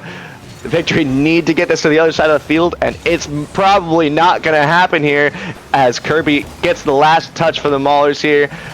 There could be one heroic goal at the last minute, but Maulers have 2-goal lead, so this one isn't going to matter. Maulers are going to be up 2-0 in the series now, and they're looking great. Yeah, the Maulers just look like the better team. The victory seemed to be looking a lot better than they did in the first game, but they just had 3 unfortunate misses that leads to 3 great goals by the Maulers. Yeah, it's victory just need to find the shots, find the shot shooting accuracy, because again, victory significantly outshooting the Maulers in this one. 12 shots to 7. It's really not close as far as shots, but 12 shots to 1 goal. That just can't be happening for the victory. They have to find the net. They have to find quality chances as well, because right now, most of these shots are just simply cleared away. It doesn't seem very dangerous. Again, Mauler's doing a good job on their end, but I feel like it's more of the woes of victory than the prowess of Maulers on that back line for the Maulers. It's victory need to find these good chances. I want to see some demos come out because right now Maulers just seem to be so comfortable on defense. I feel like if a little bit of disruption rotation could be what breaks it open for the victory here. Yeah, absolutely. And it looked like the victory had the idea at the start of that second game, but they just didn't follow through. They got the first 3 demos and then just kind of gave up halfway through when the pressure was getting on. But Yeah. all they have to do is get that accuracy down, get their simple misses out of the way, and they have a good chance at least taking 1 game in this series. Yeah, I mean, if they're getting the shots away, they would be so far in the lead as they finally get one away right here. Straxel able to get a clean up goal here. A little bit of awkwardness from the Maulers on defense. Divine gets dunked hard by Blasky, and Straxel, great cleanup. Blasky ready for that dunk is huge. Dunks Divine. Divine's been looking great on defense, but this time not able to get the clear he's looking for as they victory are trying to get another one off the kickoff here. Straxel makes it a 2-goal game for the victory. And that's exactly how you want to start out a game if you want to do a reverse sweep. 2 quick goals, Traxel getting both of them. Great shot placement by him as well on that. Almost anywhere else on the net, there was a possibility the defender could have got there. Traxel now looking for a pass center, but not quite able to get that ball. Kirby responding with a solo play, dunks Blasky, but goes to the center.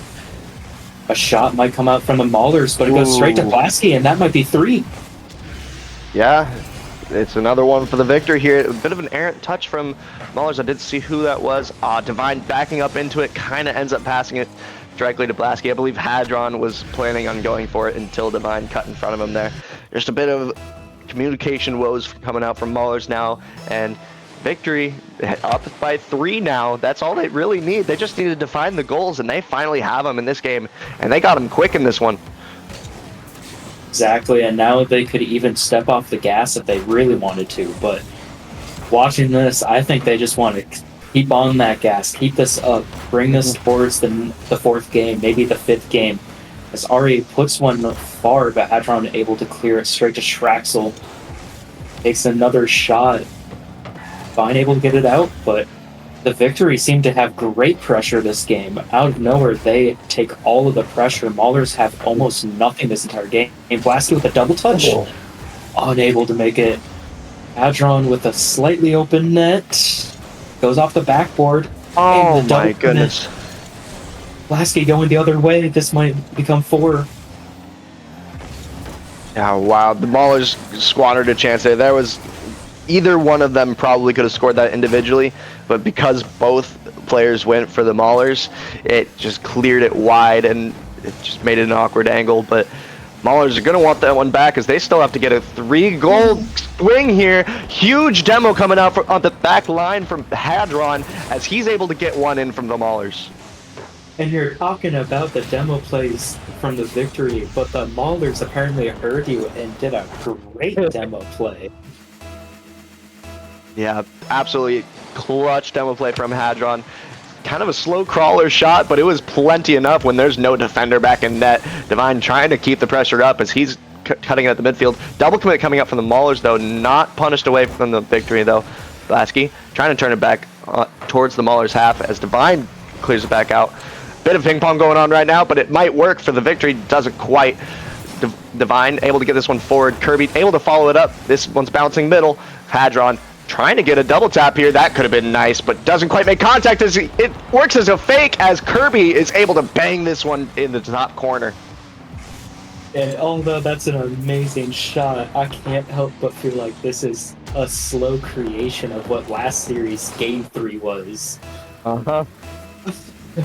Yeah, another big comeback for the team that it's looking to sweep the other team, and Kirby able to get this one back out. But yeah, Maulers picking gas back up, and they're looking to not go quietly here as the victory. We're trying to not look quiet, but the Maulers are now trying to shut them up. It's, I'm getting a little tongue twisted here. I'm sorry, but Maulers again trying to get some pressure here. They're trying to clear the zone as they have been pretty much all series, but this is the first time that they're playing from behind. Absolutely, Kirby with a great touch, but no one is there to follow up. Gives it straight to Schraxel, who again, no one to follow up. Divine just putting it over. Again, no one to follow up. Ari finally gets that center, but it goes straight to Hadron. There's a great save with Blasky again with another great dunk. Vine gets it out, but is again no one there to follow. Both teams just in and out, and no plays are really happening. As Ari puts it just over the crossbar. Another big miss from the victory there. If they put that one away, it could have been so difficult for the Maulers here, but Maulers still have a very solid chance. Plenty of time left to get this last one. Minute and 15 seconds now remaining as Hadron tries to get a touch here, but no one really able to follow up from the Maulers. Kirby able to get this one followed up here. Back down to Hadron, beat out by Ari. Divine, big beat on the defender as it flies into the victory zone. Not able to get this one away as Divine still trying to keep some pressure though. Divine able to get back to this one before any victory player can get there. It's surprising to me. Divine trying to get a pinch, not quite able to get the ground pinch that he was looking for. Blasky almost was beat there, but contact not made by the Maulers player there. Kirby retreating fast, not quite on target. That could have been a crazy bounce if that one found its way in. Divine trying to get this one forward, isn't able to. A bit of ping pong going on with 30 seconds left. Yeah, and all of this pressure now coming up from the Maulers. Oh. A crazy whip from Kirby, and that's always going to be an open net after that. Yeah, contact has to be made there. It has to be made there because Kirby was the last man. No one was getting back in time. Straxel, simple punish. 2-goal swing now. It's not impossible with 20 seconds left, but man, it's not going to be easy. Yeah, and at this point, you just kind of have to scrap the game, figure out what you're going to do next time now. As 10 seconds on the clock, but Divine is still fighting. Almost gets it out center. Kirby off the wall. Victory with a good defense, and in 3 seconds, that just meets the ground. Going to game 4. Big win from the victory there. Looking to start this reverse sweep. Victory, finding the victory, pun intended. But again, for the third game in a row, Victory have the shots, but this time they finally cleaned up and were able to actually get goals off of those shots. Both teams playing a decent amount of defense, but Victory looking a little better on defense. Maulers just let the lead slip early within the first minute, 3 goals making it into the victory. Second half of the game, Maulers did look a little better, but playing from behind for 4 minutes, unless it's a dominant kind of play style, it's not going to be enough to beat a team here. So victory, able to get one, and they're looking a lot better. Absolutely. The only thing that scares me now for the victory is I don't know if they can recreate that start that they did last game. Mm-hmm. 2 kickoff goals is kind of what just happened, and as they went 2 goals up in the first 20 seconds, looking for them to do the exact same so they can play from that lead position. Yeah, they've been looking. They looked great playing from the lead. They held it pretty well. They started giving it up, but were able to bring it back, and that's all that they need. Because once you have the lead, obviously you just got to keep it. But Maulers trying to get the pressure on here first, and they do. Unfortunately for the victory, they're not going to be playing starting with the lead here as Maulers get the first one away. And Blasky just slightly slow to Ari's awkward little touch. It was so hard for Ari to get a good touch there, and Blasky just didn't have the speed to make up for the bad touch. Maulers trying to get this one clear. Are able to. Another chance maybe for the Maulers. Not quite able to. Here is Kirby. Tries to play it forward. Kind of plays it to the last defender, though. Ari, 0 boost. Trying to put on some pressure. Not able to do a whole lot. Big bump coming out from Straxel, though. Cleared away safely by Hadron. Ari trying to get a good touch here. Not quite able to play it above defender of the Maulers. Kirby, no, that could have been a dangerous touch as he's trying to follow this one up. Isn't quite able to. Straxel puts it in a place that Kirby had just struggled to reach, and victory tie this one up. And this might be the game of awkward touches. Kirby just in a super awkward position and didn't call for his teammate to come and help him. And that's a good shot. That's just a good shot in Rising Star. Absolutely. Yeah, getting shots on with power consistently is gonna get goals in this league. So especially from awkward angles, but Ari didn't need an awkward angle there as he's just faster than the last defender here. Ari able to get a second one in for the victory, and now they finally have this lead that they were looking for. And the victory seemed like they're warming up. That's their first really good passing play. And I hope to keep on seeing those plays. Yeah, high quality chances lead to high quality goals, and they got one right there. Victory finally finding some footing again this game, and Ari was the one that was playing the speed there for his team. Look at the first round pick for Rising Star for his team. We're looking to him to pick it up, and he has this game. Divine trying to be the first round pick for the other team, getting this one away. Kirby not quite able to get the contact he was looking for there. Divine able to play it back center though. Hadron going for a double tap, a little high for him though. Divine still turning this one forward, and this one's just gonna crawl in. It is. I don't know how there was no defender back, but I don't think anyone expected Divine to turn that fast. He was 0 boost too. Yeah, that's such a risky turn from Divine. Third man, 0 boost, turning on that ball is so risky. But I don't think that the victory would have ever expected it, so that was the perfect play.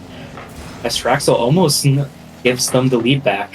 Ari again with another 50, goes center, no one there to find it. Maulers getting it out, but Blasky putting it right back. Straxel off the backboard, straight to Ari. Ari gets met with 2 defenders. Blasky now looking for the center, is unable to make it. Kirby with an uncontrolled touch goes straight to Straxel, who gets up to an Ari. Hadron able to get past it, but it was a double commit, beating Ari and Blasky on 2v1. Able to convert, but loving the pressure from both teams now. Yeah, just to play a second ago, I really liked what Hadron did. He recognized that Divine was getting demoed potentially and retreated so fast, cut the rotation, cut out the play. It was so necessary to keep the Maulers tied up here, because otherwise it would have been a victory goal. But Ari trying to keep the pressure back onto the Maulers. Divine big clear back out as Maulers trying to counterattack here. Divine doesn't really have boost to get there though, so not super dangerous. Hadron tries to keep it middle, plays it up to Blasky as Ari. Ari trying to play back Kirby pinches it back as a back pass. Kind of dangerous, but well read by the Maulers. Blasky able to get a good clear here. Divine just trying to keep pressure here. That's all he really needs to do at the moment as his teammates are rotating. Straxel with zero boost can't do much on this. Kirby able to get a touch. Also zero boost. Both players on the ball at zero boost. It's going to slow down this entire play. Kirby, zero boost again, trying to get it back to middle for Hadron. He is able to. Great clear from... great save from Ari, not cleared out though, as it trickles in. Ari was really trying to get a good clear there, but all he could do is make the save. Trickles onto the goal line for a while, and Divine gets the third goal for the Maulers. And the victory can't be too upset. Ari and Blasky both had great touches, but Divine is just barely there to finish it off. I don't know if he actually did get the touch, but he got the goal either way. Straxel now putting it out. Mauler's able to play the slow game, but it's not going to work as Ari puts it directly out. Divine just barely gets the touch. Blasky out center. It's an awkward touch. A demo comes out, and Straxel puts in the open net. That's what I was looking for from the victory from last game, but they didn't need it last game, but they certainly needed it this game as Blasky gets a big demo there and put away cleanly by Straxel, finds the open net, finds the awkward rotation from the Maulers and punishes it. Well done by Victory. They're tying it back up, and this one's tied up with only 1 minute left, CT. Absolutely, and I could see this going to OT. I would actually love to see this go OT. Ooh. The pressure is just mounting. It seems like both teams are finally finding their form, finally finding how they want to play this series. As Ari puts it center, was super scary for a little bit. Straxel with zero boost, but Blasky there to finish it up. Straxel staying up, finds a net, and it's just in. Bit of a miss from the Maulers player there on the sidewall. I believe it was Divine coming up. It didn't expect the bounce to go that far out. Kirby not able to follow up for the clear, and Victory get the lead with 40 seconds left. Maulers need to find an answer now.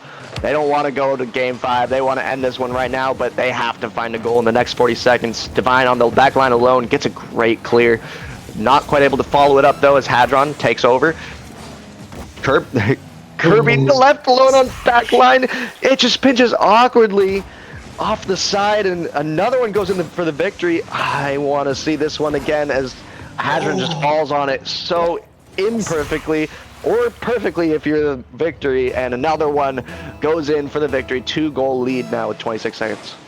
And there's so little things that you can do to prevent that outside of just not being in that situation. But Hadron puts it directly back in. He scored on their net, and now he's scoring on the other net. Quickly making up for the situation that happened there. I wouldn't even say mistake, but great shot there. Gives Maulers life again in this game as Maulers need to find an answer. Here comes the kickoff. If it's a quick kickoff goal, it could be important, but not quite able to. Ari has full control of this, plays it above one, but cut out well. Divine trying to get one on target, is able to, but cleared out by the defender. Hadron just not fast enough to this. Kirby trying to get back to this thing, and he's not quite able to. This one's going to be rolling, and this one's going to stay on the ground. Victory, bring this to game 5. We finally have a series. And although that it was super unfortunate Hadron's touch, I do think the Victory were slightly better that game. And they get a 5-4. Going into game 5, looking at the scoreboard, there's so many shots now. They're almost equal. Only a one shot difference from them. Mm-hmm. But the Victory are now getting some plays going. They had a passing play, they had a demo play. I think I'm gonna have to change my prediction and go Victory in 5. You think Victory are gonna go and take it? I think they got it. I still think Maulers. I think they have more potential here. But if the games have been going the way they have in the last couple, yeah, Victory gonna take it. But I believe in my Maulers. I think they're gonna take it here. But yeah, I feel like Maulers, they're getting a little antsy on their rotations. I want to see them simplify it. Just simple rotations back. I feel like what was giving them the victories in the first couple games was just solid defense, solid rotations. Someone was always there and made the victory not look threatening because Maulers were just always in the right positions, but they've been kind of all over each other in the past couple of games. Lots of double commits. I just want the comms to be back up. I want rotations to be back up. And Maulers, I believe, are the better team if they're playing on their game. But right now, Victory finding the weaknesses that Maulers are giving them. Yeah, and talking about that, there's almost a triple commit from the Maulers there that gives this possession over, almost converting to a goal, but straight out. Traxel not quite able to get a control touch. Never mind, gets it out center. Another demo play. And Victory are really wanting to get those demo plays out as it worked so nicely before, and Traxel accidentally puts it in. That's crazy. That Divine doesn't quite have the touch here, as that leaves the back line awkward. I think Hadron might have had the save, but Kirby felt like he needed to have it, and it kind of redirects it into his own goal, not able to make the save. Some unfortunate double commit again from the Maulers. The back line is just too awkward right now. They need to figure out these comms because they're not happening at the moment as it seems. Kirby on the back line, able to get a good touch clear.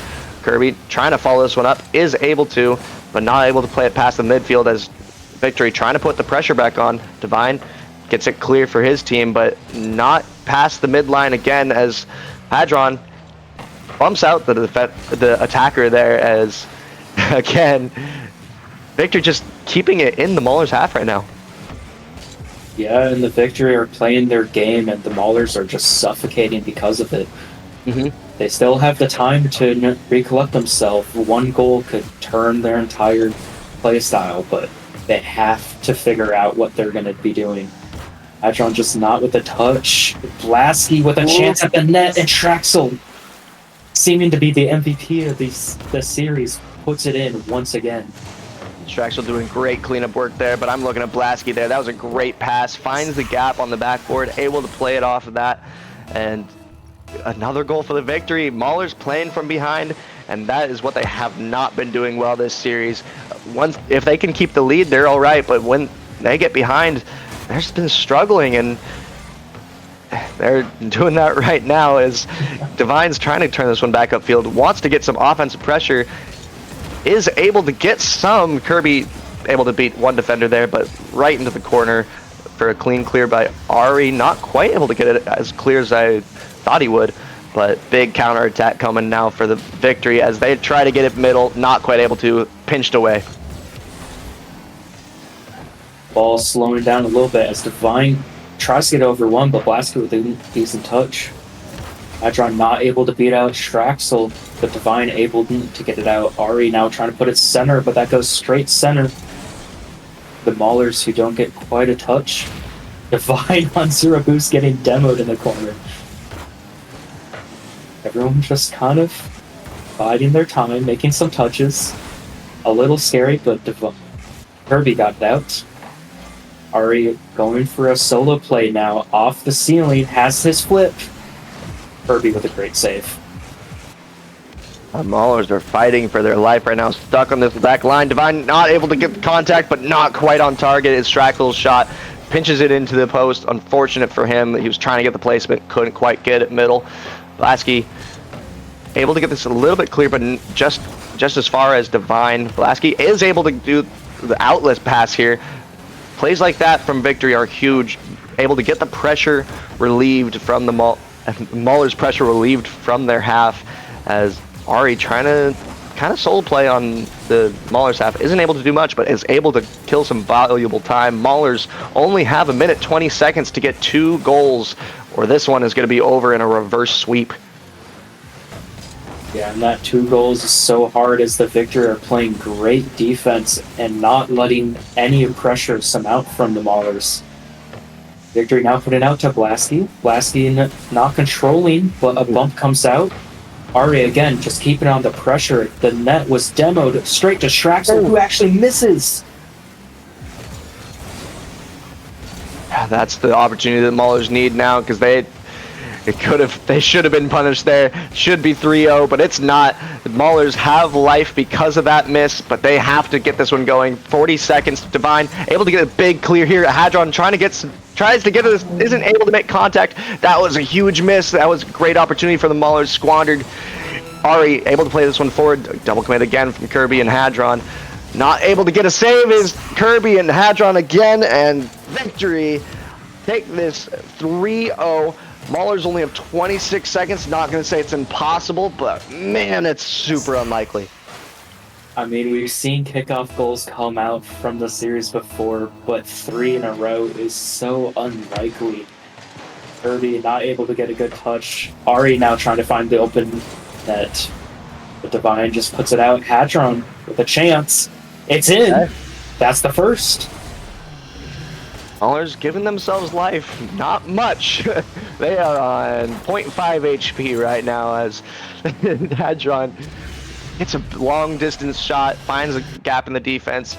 15 seconds left as Maulers need to get another kickoff goal here, need to get some possession. Not quite able to. This one could be dangerous. Kirby has to get some good possession. Plays it away, beats a defender though as Maulers have to get a good thing upfield here. Victory don't want it at all. Able to keep some pressure going. Divine has a counterattack going, but it's too little, too late.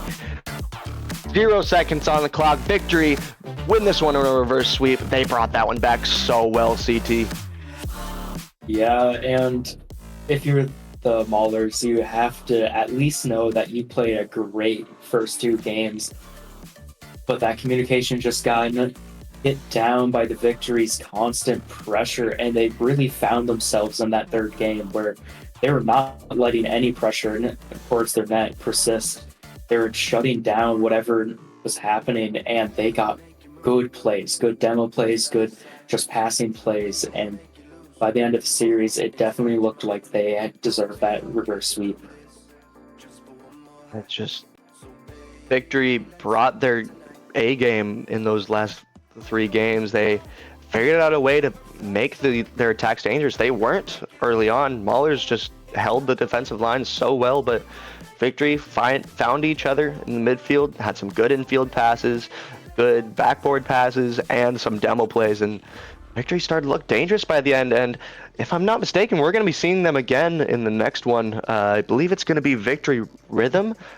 I could be wrong on that because I know that they swapped some spots on who would be on stream. But I guess we'll see. It'll probably be in the graphics, but yeah, I believe you're heading out, CT, so I'm not sure who'll be casting with me. It might be Wolf. We'll see, but what a crazy game from the Victory. Well done by them. But yeah, don't go anywhere, everyone. We got one more. Here we go.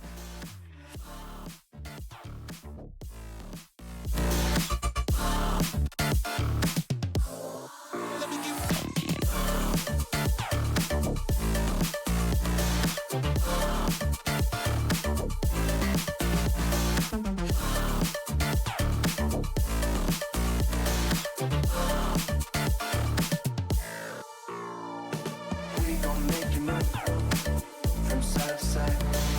We gon' make you lose all inside your mind. Oh, we gon' get you through this just for one more night. So baby, let's up it tonight.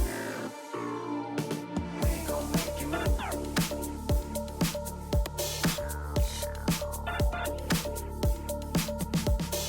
We gon' make you move.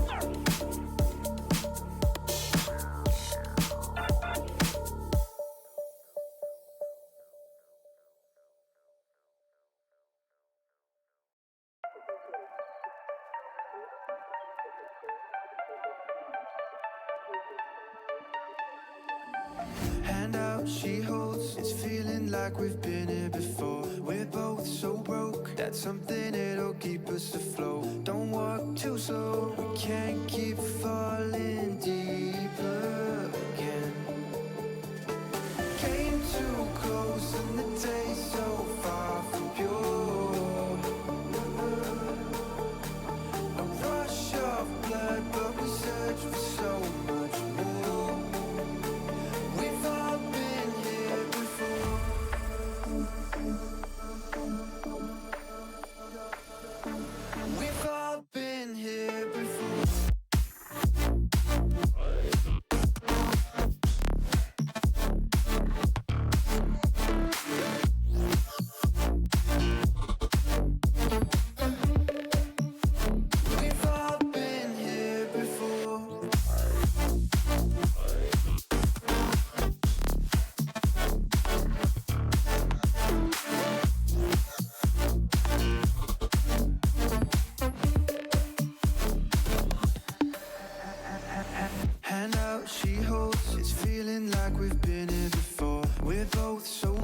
That's something that'll keep us afloat. Don't walk too slow, we can't keep falling deeper again.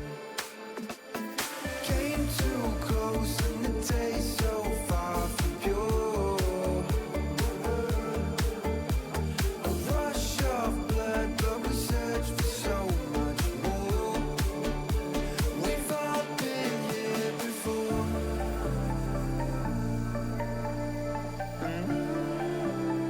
We've all been here before.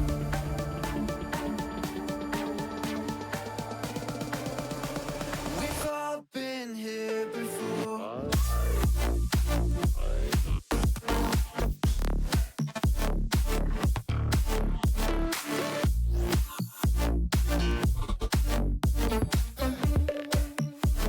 We've all been here before.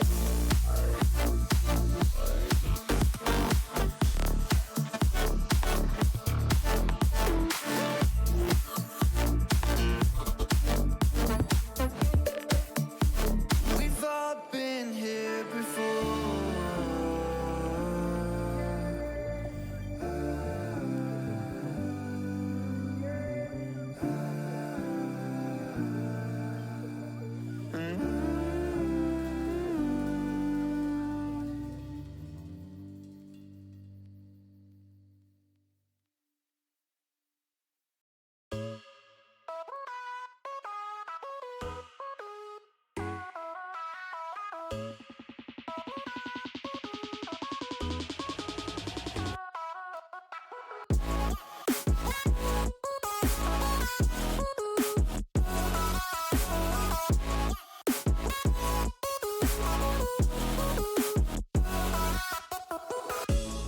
You've seen me here before, above the mountain tops.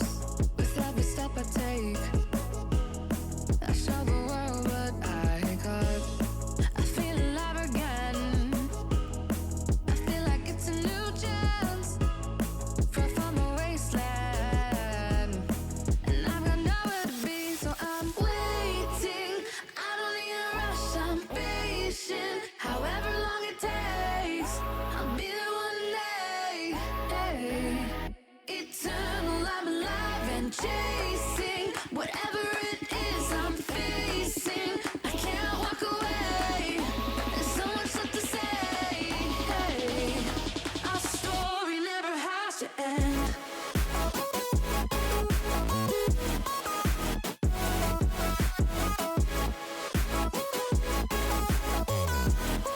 Eternal, I'm alive again.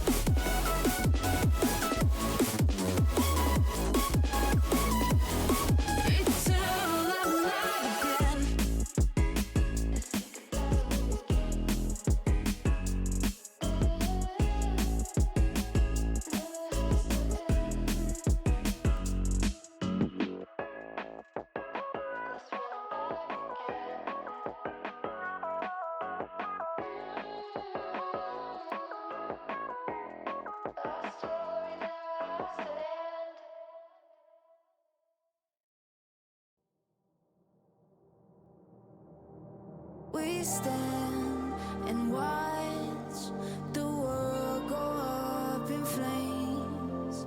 We fight for love until we die in vain. When the sky is getting dark and we're broken in our hearts, when we build our own demise, from the ashes we will rise. When the world is falling down, will you be my solid ground? When the world is falling down, will you be my solid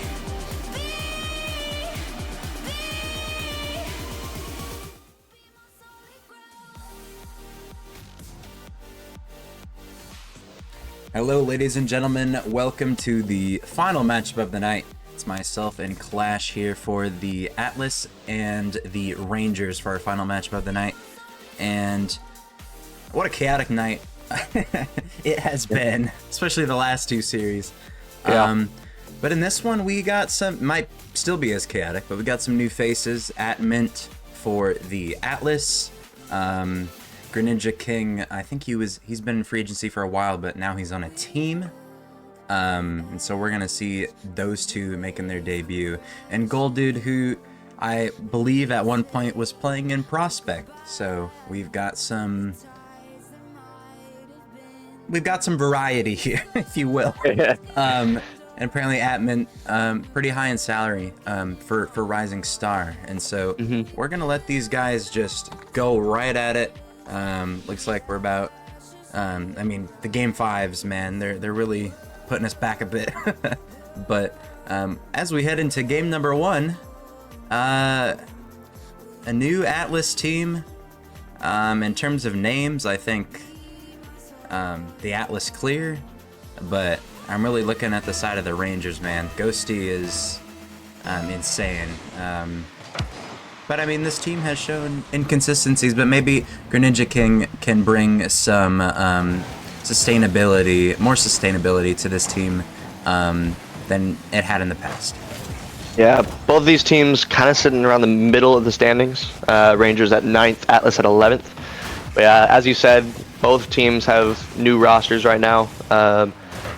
Rangers have a couple of their mainstays, Mikey and Ghosty, but yeah, Gold Dude is new on this roster, and yeah, Atlas are almost completely different. Ricky the Sig is the only one that's the consistent one, but this one is trying to find its way in for the Atlas here, but not quite able to make its way through. But yeah, it's going to be interesting seeing how these two teams stack up. I feel like it's difficult to make predictions right now because we don't know either of these two rosters very well as a team, but I think I'm going to take the Rangers. I know you said the Atlas, but I think I'm going to go with the Rangers. But I think this is a very good series. That being said, it's going to be a trial run kind of for both of these teams, so we'll see how it goes. Yeah, and I think my prediction was based off of how cool Ricky the Sig's name is. But I think, yeah, I don't really know what to expect. We've seen Mikey X, we've seen Ghosty, we've seen Ricky the Sig, Gold Dude in the past, but Atman and Greninja King, new faces to the league. So we're gonna have to see how they perform in their debut on-stream match. Of course, this is a double-header week, so could have played, very likely played off-stream prior, as Ghosty starts off with the first goal for the Rangers into that left side post. And Mikey able to get this one dangerously middle. No one ready for the Atlas to clear it out. Ghosty was able to beat the last two defenders, both of them playing from their corners, and Ghosty able to get this first one. Hibbing starting things off, but I felt like that was more of a rotation woe from Atlas than it was a great play from the Rangers. That being said, Atlas trying to get it back right now, realize that they had the mistake and they want to fix their mistake by getting a goal themselves right now. Admin trying to press as he doesn't get the hit. Gold Dude doesn't get the hit. He wants Mikey able to get this one on target. Cleared away, but not well. Ghosty not quite able to make contact on this one. That could have been a chance, but it was a tough angle for him. Mikey trying to play this back, isn't able to. Ghosty comes in hot, but is 50'd away as he tries to press here.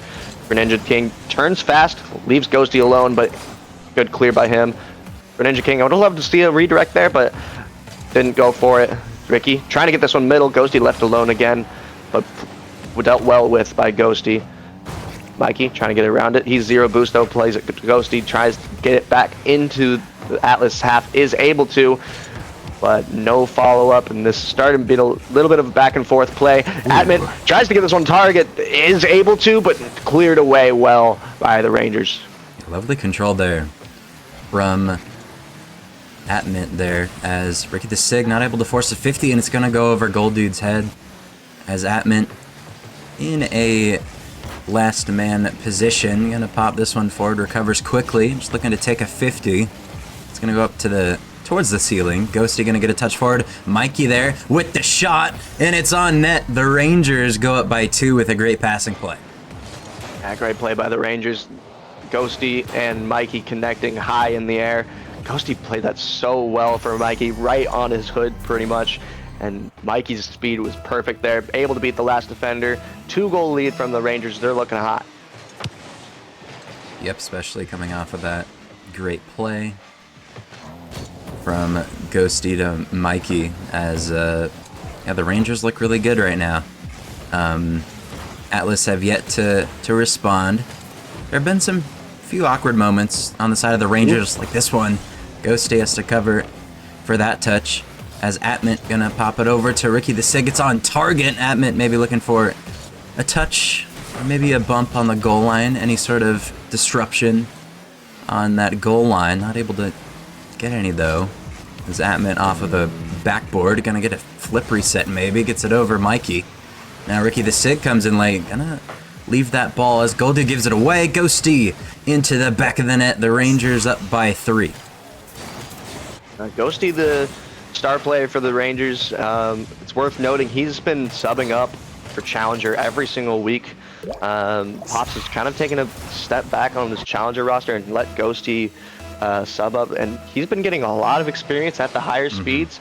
I know he's a higher salary player as well, kind of like Atmint is for the Atlas. So a lot of experience there, a lot of talent there, and it's showing right now as Gold Dude almost able to get another one here. Ghosty not able to put this one on target, but he didn't need to. There's still a 3-goal lead from the Rangers. Atlas trying to get this upfield, but not able to. Big, what a save by Gold Dude. Dude, I thought that was going to be a goal for sure. Big demo coming out as Atlas have to get one here. Atman trying to play it at the sidewall, but Gold Dude was trying to play it forward. A bit of awkward communication woes there. With 12 seconds, this has to be a goal right now, or it's going to be for the Rangers, and it is not a goal for the Atlas. Rangers will take this game dub. Yep, looks strong in game number 1. And Ghosty, like you said, subbed up in Challenger, pretty much just an active Challenger player now, with being on the Rising Star team. He's also subbed a few times in Premier as well. So a ton of experience, a player that probably shouldn't even be in Rising Star at the moment. But, I mean, showing why here. In this, I mean, 100% goal participation for Ghosty, as he's, he scored the 2 himself, and then he had the pass to Mikey in the midfield for them to connect. As the Rangers take a pretty convincing game number 1. The Atlas, new team. I mean, both these teams somewhat new, but the Atlas have yet to figure out their game plan against Ghosty, Mikey, and Greninja King, who there's been times where Ghosty has had to cover for his teammates' lack, of a good touch, but he's been ready for it. So far, no mistakes have came from it, and the Rangers looking to maybe take a kickoff goal as Atmint gonna 50 this one. As Ricky the Sig is up in the air but goes missing. Gold Dude Of course, the sub, as I believe Buster and Atman through the trade window were picked up to the Atlas to be on the starting team. But they've got their sub to play with. And now, 20 seconds in, True Ninja King runs out of boost. Gold Dude goes missing. Free ball for Mikey, top left. Maybe not top left, but left mid, if you will. But it's enough to get the goal on target. Good placement from Mikey to give the Rangers a 1-goal lead.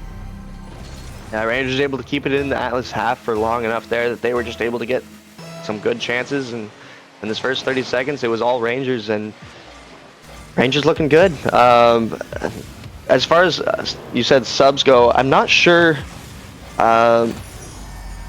Okay, I looked away for just a second and there was a goal scored. I'll pass this one off to you because I definitely didn't have my eyes on the screen. Well, it's more work from Ghosty and Mikey. So Rangers get another one. Looked like the defense of the Atlas was just not ready for that touch. They didn't have anybody. They had somebody there, but nobody to really commit for the ball, nor cover that threatening chance for the Atlas, or for the Rangers. Ghosty runs out of boost here. Ricky the Sig looking to control this one. Off the sidewall, gonna use his flip. It'll go to the backboard, but it's denied before it can get there. Biker Ninja King twice. Maybe another touch even. Is Mikey gonna 50 Atman in the midfield? Ricky the Sig, no boost. Uses all of it to get there, and then ball just is in. It's in an awkward spot for him, so not able to get a touch, as this one's gonna be very weird for the Rangers to deal with. Greninja King gets one to the corner. Ricky the Sig tries to get it mid. That's just a touch to put on maybe some pressure in the corner. Takes a 50, no boost. Ghosty gonna be denied by Atman. And this one gonna go into the corner, and I mean, Rangers, I guess, still on offense, but gameplay's starting to get a little sloppy here. A little bit of awkwardness coming from both teams, like you said, but Rangers, they're okay with it as long as they are able to hold their back line, which Mikey barely does. Ricky tries to get one on target. We mentioned earlier, talking about the subs, I'm pretty sure both teams are using a sub right now. I know Iwu is normally playing for the Rangers as well, so I think we have 2 subs going on. I'm not sure of the salaries of the new players on Atlas. We have Buster and Gold Dude. Not sure which is higher salary, so I'm not sure who the main starting roster is, but Atman, I know he's on the starting roster. His salary's way up there, and he gets one in for the Atlas here, excuse me. Yep, puts it around the defense. Disruption caused by Ricky the Sig. Good placement on the shot from Atman. And the Atlas get within 1 here. It's Mikey off of the sidewall, maybe looking for a bump, gets it, but no one there to follow it up quick enough. And Ricky the Sig will send this one down to the corner, forcing a 50 maybe. Bumps Ghosty off of this one. Gold Dude now to the backboard. Atman with the 50. Go off the backboard once again. Ghosty just has one. Atman to turn it around. 50. Gonna go up to the ceiling here. Greninja King just has one to keep it pretty much the same area. Atman with the flick. Ghosty patiently waiting. Not the best flick, so it's gonna be denied. As Atman's still on this ball. Good recovery. Puts it central. Ricky the Sig. Bottom right and out. And Atman can't get the save. And the Rangers go up by 2.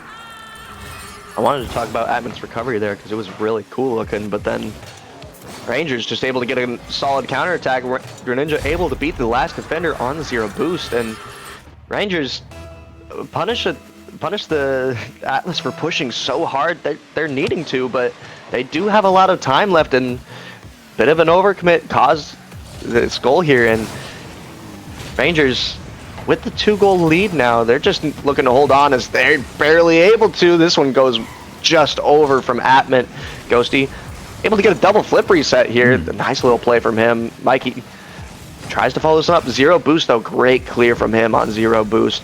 This one bouncing middle. Ghosty has a ton of boost. Tries to solo play it. Bumped off it. Leaves it for Mikey though. Mikey able to follow it. Atman gets a good clear. Doesn't allow Ghosty any contact on that. Atman trying to play it forward again. Atlas have to score here.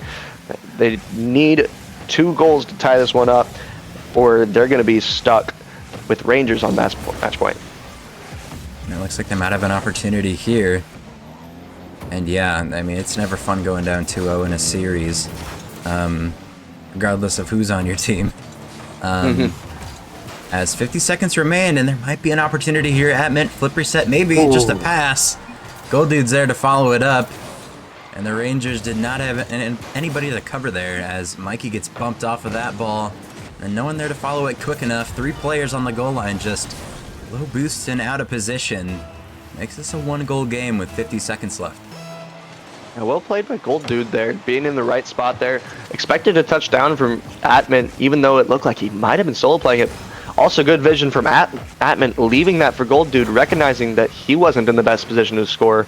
Gold Dude was. Well done there, but they still have to get another one here, as they only have 35 seconds left. Ricky, trying to clear the zone, isn't able to, right to Ghosty. Atman, lots of space here. He's going to be taking this one up. Met well by Mikey. Huge dunk there. Kills even more time. Gold Dude trying to take this one up solo. Ghosty cuts it out. 18 seconds left as Ghosty isn't able to keep control of this one. Mikey plays it forward. Rangers doing great job to time kill here as Atman needs to play this one up to Ricky. He is able to. Ricky doesn't make contact on this one. Atman trying to keep this one forward as he is able to, but this one doesn't fall. This is Rocket League moment going the other way for the Rangers, and they are able to get the last one. Rangers with a 2-goal lead take this one, and they are up 2-0 in the series now. Yep, get the 0-second shot to go their way. And fortunate that it wasn't the other way, because we would have had a possibility at an overtime, which could have led to a 1-1 series. But this time the Rangers go up 2 here on the match point already. And we saw better things out of the Atlas, but it just came a little bit too late. They have a better start to the game. I really do think they can take down, at least a game from this Rangers team. But right now, down 2, they're definitely going to need to have a response here. And we've had a lot of series tonight go 2-0 in favor of the team that ends up pretty much just winning the entire thing. So it's usually ended in 4, could end in 3 here. Time will tell, as game number 3 is going to be underway, as the Atlas need a game win, or else they will be going home for the week with a sweep on the side of their new team. I mean, both teams have a sub, so I imagine it's definitely not the most comfortable series for either team to be playing in. But right now, the Rangers look pretty controlling. Yeah, they really do. But you also mentioned earlier, like, that whoever takes the first 2 usually is going to be taking it, but not in the last series. We got a reverse sweep last series, and it shows that it's possible. And Atlas trying to get one away there. Gold Dude just not able to hit the mark. Gets it off the post. They're trying to still press here as Rangers are scrambling to try to get this one out. They are able to, as Atman turns it upfield quickly. He'll be able to solo play this. Coming off the side wall, able to get a flip reset to the middle to Ricky the Sig, able to get it on target. Big dunk by Atman, not quite able to get it through.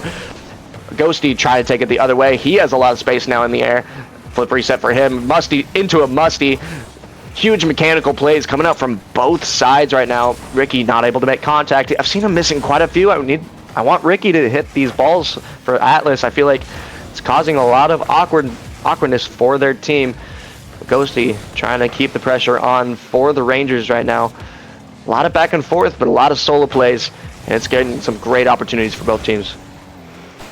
There might be another one here as Mikey gets a touch around Ricky, but Atman there and take his time, flicks it up. No one there to challenge though. It's over Greninja. Ghosty gets a touch before getting demolished, as Ricky gonna get one and gonna land on a 50 here.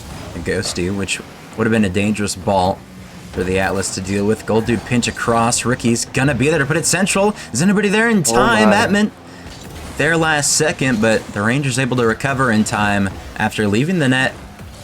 Pretty much a gimme opportunity right in front of their goal line. Yeah, that ball was tantalizingly in front of the net for the Atlas, but able to be cleared out by the Rangers. No one punishing for the Atlas. This could be a redirect chance. Not quite able to get it on target as Gold Dude. Rangers staying alive for this game. Have had a few dangerous opportunities going towards their net, but this one is going to sneak its way in. Atman, long range goal, punished away as Ricky's left all alone as last man zero. Or no, sorry. Ricky was the one that bumped him. Yes. He was able to bump the last defender who was caught upfield. Sorry, that was confusing to me with where the cameras were, but Atlas able to get the first one, and they needed that because they're trying to get this thing reverse sweeped as Rangers are trying to push the other end. They want this one back fast. Yep, half the game gone, and Atlas do get their first goal, and I don't blame you. The positioning plus the cameras made that very odd to look through, as it's going to be another open goal. Gold Dude getting credited with this one. Atmit not going to steal that one away, as it's a 2-goal swing for the Atlas, and it's a great play to get it around Ghosty, and that's all that it took. A lot of these possessions, if they can get it around Ghosty, if they can stop Ghosty, the Rangers backline opens up, and so far the Atlas have done a good job of it in this game 3, as this one's going to waterfall down, but it's going to be denied by Gold Dude. Atman now in the air, going to lose a 50 to Ghosty, who tries to follow it, forces the 50 off of the backboard, going to be off the sidewall. Greninja up goes missing, as well as Gold Dude. Another player goes missing. Ricky now can't afford to miss here, as this one's going to go out. Greninja just a simple shot on net, denied by Gold Dude, as the Rangers try to throw almost everything at the Atlas, and it's just not going to be enough. This one's going to go into the back of the net. The Atlas up by 3, and the Rangers, I mean, they just full commit. And I mean, they're just looking for something. They're looking for physicality. But when you leave the net that open on your back line, you commit your third, it's going to be punished. And that's exactly what happened. Confidence is great, and a confident Ghosty is scary, but an overconfident Ghosty can leave that back line open, and that's what we just saw there. Atlas trying to get another one here, cleared out well by Greninja, but 3-goal lead here from the Atlas, and Rangers are going to have to push fast if they want to get this one in the sweep. Otherwise, Atlas are looking a little bit dangerous, but I feel like, again, it's mostly the Rangers that are making mistakes that the Atlas are punishing, rather than the Atlas really pushing the Rangers to the limits. Rangers need to clean up their game right now, because I know they have the potential to do it. They've shown it in the first 2 games, but not at the moment. Atman trying to get this one forward, wants to get another one for his team. Ghosty able to play this one forward for Mikey, not able to get past the last defenders though. Gold Dude able to kill a lot of time here. 45 seconds left on the clock, and Rangers 3 goals down, are wanting to finish this one in the sweep, but looking unlikely. Yep, 30 seconds left. Atlas gonna get another one. It's Gold Dude into the back of the net, plays it low, gets it over 1, and I mean, at that point it's just a fake. I mean, he's gonna win the 50. You're jumping at the ball like that as last back. Expected a flick maybe, and the Atlas look to take game 3, as it's a dominant performance here with 25 seconds left. It's a 4-0 lead for the Atlas, and good response game in a much needed win. Atlas looking much better this game, as is evident from the scoreline. They're able to find the punishes. Again, I feel like Rangers are kind of beating themselves, but Atlas need to find those punishes to be able to get the wins. Even if Rangers are making mistakes, Atlas still have to do their part and be in the positions to punish, and they were. 3 demos coming out from Gold Dude, and I like to see that.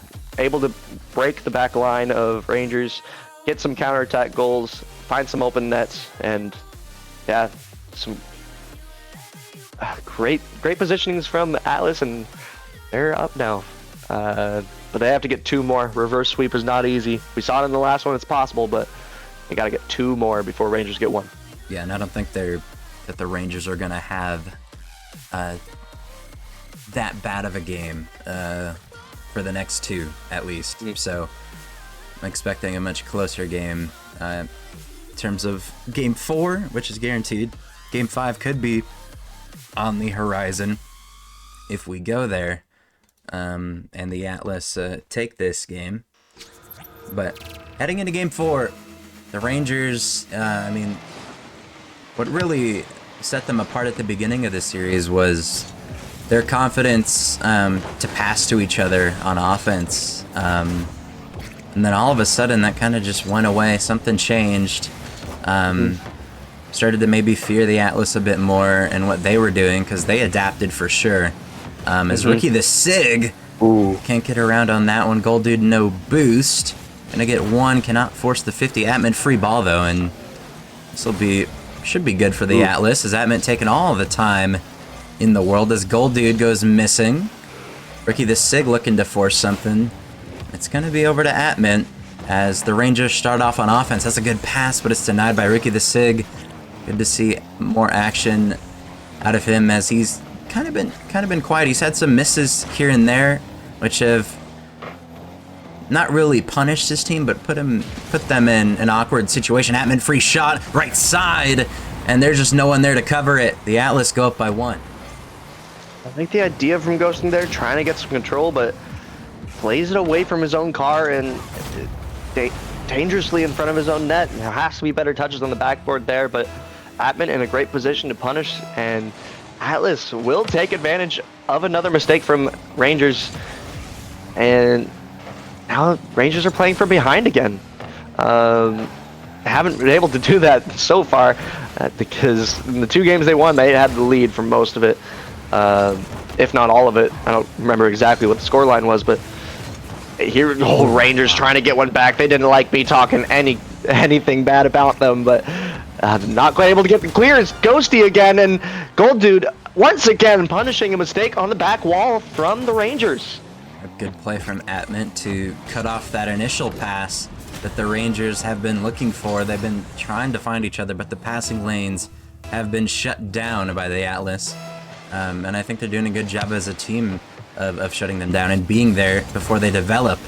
And that time it turned into a goal for the Atlas. Atman getting credit for the assist alongside the previous pass disruption. As the Atlas go up by 2 here, and this is starting to get scary as Ghosty pinches it towards his own net. Gold Dude there threatening, as the Atlas are in a really good spot here to start off game number 4, up by 2, but it's an awkward ball to deal with. Ricky the Sig kind of gives it. Mikey now to the backboard. Gold Dude goes touching. Thought he'd go missing there, as it's going to be placed. What a save on the side of the Atlas here, as the Rangers don't find anything from that. Atlas were stuck on the back line there for a little bit, but dealt with well. Good rotations kept them in that one. Mikey trying to get this one back middle, still trying to keep the pressure up for the Rangers, but not able to get good enough touches, as now it's a counterattack for the Atlas. Ricky tries to get this one middle, is able to, but dealt well with by Ghosty. Great touch by him. Trying to make up for some mistakes earlier is Ghosty, as he's trying to get this one middle. Greninja doesn't have the boost that he thought he had. Goes missing there. Ghosty's left on the back line. This one could be an open shot. Ghosty just gets there in time. Great save by him again. Mikey tries to get this one clear, is able to. Defender in his way though. He can't get as much control as he wants. Ricky gives time for Ricky to get back, as he's now able to clear out. Ghosty tries to keep this one back in. Gold Dude clears out. Great. It looked like a pre-jump from Gold Dude, which is kind of crazy there, but Atman beats out the defender on the sidewall, and Rangers keeping a lot of pressure here, as this one doesn't go quite down underneath the crossbar. Atlas just holding on tight, as they're getting their net is getting pounded with shots, but they're dealing with them well, as another one comes through. Dealt with well again. Atman able to clear the zone. Runs out of boost, but forces Ghosty to deal with an awkward ball. Does well with it. Gold Dude 50. This one going to go back to Greninja. Probably best for that one to go back. Mikey looking to leave this one for Ghosty. Grabs the corner boost. Touches it mid. Mikey 50. Going to go across. Greninja can only get 1 touch, as Ghosty going to put this one on target. Gold Dude 1 touch. Bit dangerous here for the Atlas, as somewhat lose possession. Atman's able to get back to it and 50 it. 50s it again. 0 boost. putting in some great work as Ricky the Sig is last back. Double commit from the Rangers. There's only 45 seconds left. The Atlas up by 2 and just making the Rangers' lives a living hell right now. Putting on some great physicality, just being annoying. When the Rangers, you thought that Mikey might have had any time. It doesn't matter. Greninja King, though, is going to crash the net. 30 seconds left. It's still doable, but I think a Ghosty bumped 2 of them. I think so. Yeah, Ghosty looked like he was playing physical there, able to make the defense awkward because the Atlas have been looking so good on defense this game that I feel like that's the only way they're beating them right now. That physicality was huge, but they have to get another one here. 25 seconds left as Atman's trying to clear the zone. Mikey trying to keep it back in. Double commit from the Atlas. This could be dangerous if there's not a good touch, but there is. Atman, huge touch off the sidewall that was so important. Ghosty trying to keep the pressure on, though, as he's taking it solo play. Flip reset for him. Met on the sidewall, but no contact. Ghosty almost finds his way through. Met well, though, by the defender. Greninja tries to get turned on this, is able to, but cleared out well. Is there going to be a catch from Ghosty? There is, but doesn't quite keep it up fully. And Atlas bring this one to a game 5 as Rangers looked so good early, but Atlas just figured something out. They have a solid defense and found the pressure, found the mistakes that Rangers were making, and were able to punish them. Yeah, and I honestly think, looking at the stats, you'd think that the Rangers would win this game. They controlled the offense for the most part, and Atlas looked shaky later in that game. They didn't look like the initial Atlas we saw in that game 4, or in that game 3, excuse me. But this could be an opening for the Rangers, even though they do lose this. They had 11 shots to Mankato's 3. That's all that they needed. Outside of that, if we replay the game, looking at the stats, looking at, how they played, I'm taking the Rangers in 5 if they keep playing like that. Even though, they got a pretty free cleanup goal at the end of game 4 with 30 seconds left, made it somewhat winnable. And then they denied a flip reset, but there was definitely some panic there on the Atlas side. As we head into game number 5, though, throw everything out of the window. Your prediction doesn't matter because anything can happen. The player that has done the least can step up the biggest at this stage. Atman off of the backboard. Not able to get anything going there as Mikey touches it down, gets it around 1. Does not force a good 50. It's going to go in favor of the Atlas. Atman starting the dribble. Bumps Ghosty out of the way. Bumps Mikey out of the way as well. If you're the Atlas, you've got to be putting on some offense here. Atman creating a lot of space as this one's going to go to the backboard, but Ricky crashes, but no cigar. Pun intended. Yeah, lots of pressure coming out early from kind of both teams, but no shots actually on target. Good opportunities that just went away as Atman's trying to clear his zone. Not able to get back to this one as he's at 0 boost.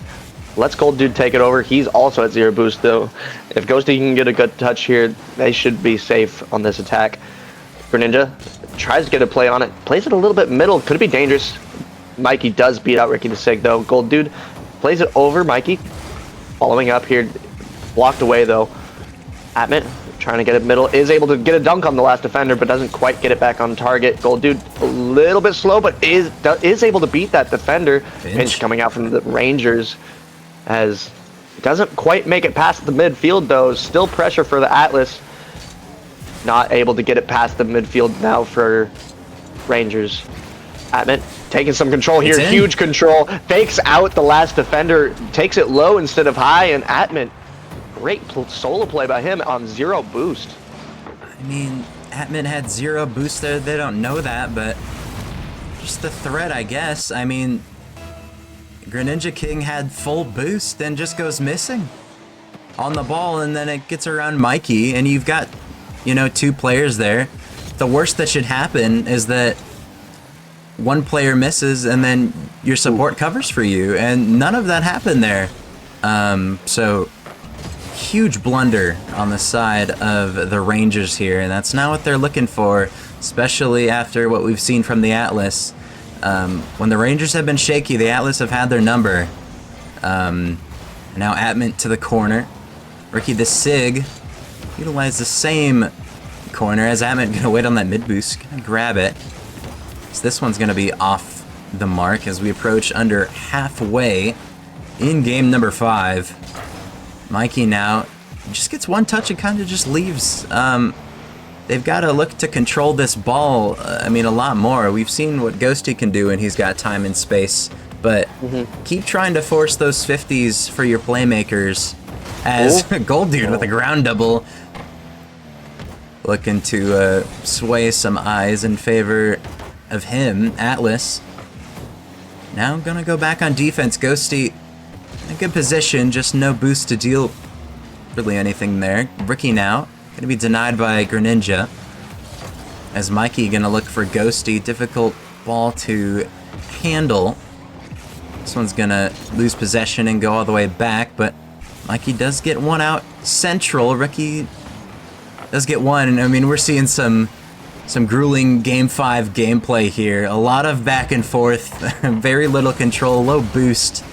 We are in the depths, Clash. Woo.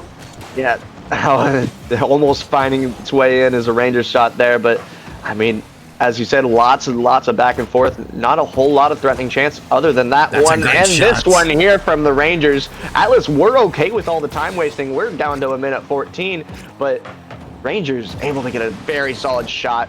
Mikey from the sidewall, huge power, gets it in right in the top of the middle of the net, in between 2 defenders, and this one's tied up.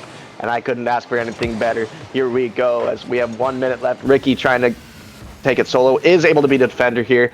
Ghosty up on his back wall, is able to get it clear, not able to get a follow-up though. Atmint trying to get a bump here. Forces a double commit from the Rangers though. Rangers have possession as Ghosty tries to get a double tap, cleared away well by the defender. Mikey trying to get it middle, cleared away by Gold Dude as he is the first one on the ball, but 0 boost. He might not be able to do a whole lot with it. Ricky is able to get there in time. That could have been dangerous for the Atlas. This one's floating middle. Rangers a little tentative, not trying to send their whole team here. They don't want to give up a free one, but they might need to because they still need to get a goal here. Not give up a free one, but they need to send people as this could be going in. But wow, my goodness, the defender did get there, but Atmint was able to read the play from the defender and able to dunk him. Atmint again on 0 boost, another goal for him. It's such a solo effort from Atmint there. Bumps out the third man and Ghosty after a 50 kind of went behind him in a weird spot, had low boost. Atmint bumps him off the ball and then forces his way through the defense with 0 boost. Could be the dagger here, but 15 seconds left. Atlas on offense here. Greninja gonna go missing. Gold Dude goes missing as well, but Atmint full boost behind the ball. That's not what you want. Mikey touchdown. Greninja King has to commit. This one has to stay up or else this series will end. It will stay up, but Atmint there to deny it. It will drop. The Mankato Atlas pull off the reverse sweep, and that's back-to-back reverse sweeps, Clash. I want to know the odds of that in this league. Wow. That's just so insane. Atlas brought it back so well. I feel like there wasn't even... I feel like Atlas were creating the opportunities by the end there. I know I said early when Atlas was winning that it was Rangers making the mistakes that Atlas was punishing. I feel like that was Atlas playing their game, forcing the mistakes from Rangers. It wasn't just freebies or anything like that. Atlas found those opportunities themselves. Great passing plays, great team plays, great solo plays, all of it. They were able to get this one. What a tight Game 5 as well. That was a great ending to this series as Atlas take this one in a reverse sweep. I mean, just incredible Rocket League today. It's been all over the place. It's been incredibly bad. It's been incredibly Very exciting, good. though. But either way, I mean, most series have turned into ones to look back on, Yeah. as that's 2 reverse sweeps to end the night, and the Rangers looking for answers as both of them had a sub. I mean, Iwu was a big part of their offense, and I mean, obviously we haven't seen what Buster can do for the Atlas yet. We know how good of a player Iwu can be for the Rangers, but with full rosters, it'd be interesting to see these teams go, head to head again. But huge performance from Gold Dude to sub and play that well. I mean, there was a moment there at the end of that game 5 where pretty much conceded a goal, but I mean, his team kept within it. I mean, played well throughout that entire series. Atman doing everything he can to push his team across the finish line, and it's going to be enough, but that is going to do it for the final matchup of the night. It has been Rising Star Week 7 Clash. It's come to an end, but tomorrow night, same time, 6 p.m. Central, we're going to have the Challenger guys, including you. I mean, the best league is Challenger, in my opinion. It's always been the best league. I wish I could go back and play again, but unfortunately I can't at the moment. But it's been Too much talent over there, Yeah, I can't compete. I can barely win in Challenger. I have to have Burf and Dicey carry me to get a title. But that's been it for us. Big shout out to Stewie for casting first one. Shout out to you, of course, Clash, for casting 2 matches, and then we also had CTN, Mr. CTN, cast in those 2. It's been Wolf on the production. We will see you guys tomorrow for Challenger gameplay. Make sure to watch Clash's game, and you guys have a good night.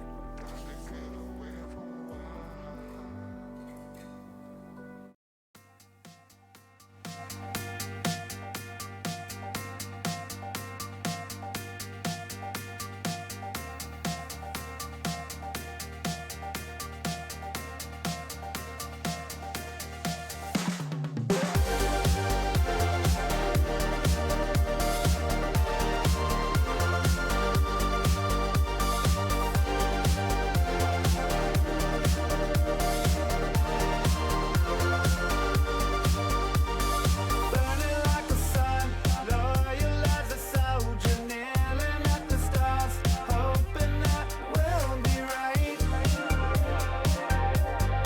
We'll be right. You'll be home. You gotta help me out, help me out. Riding coasters to dream your eyes. You gotta help me out, help me out. Swim in oceans to breathe your life. Don't you have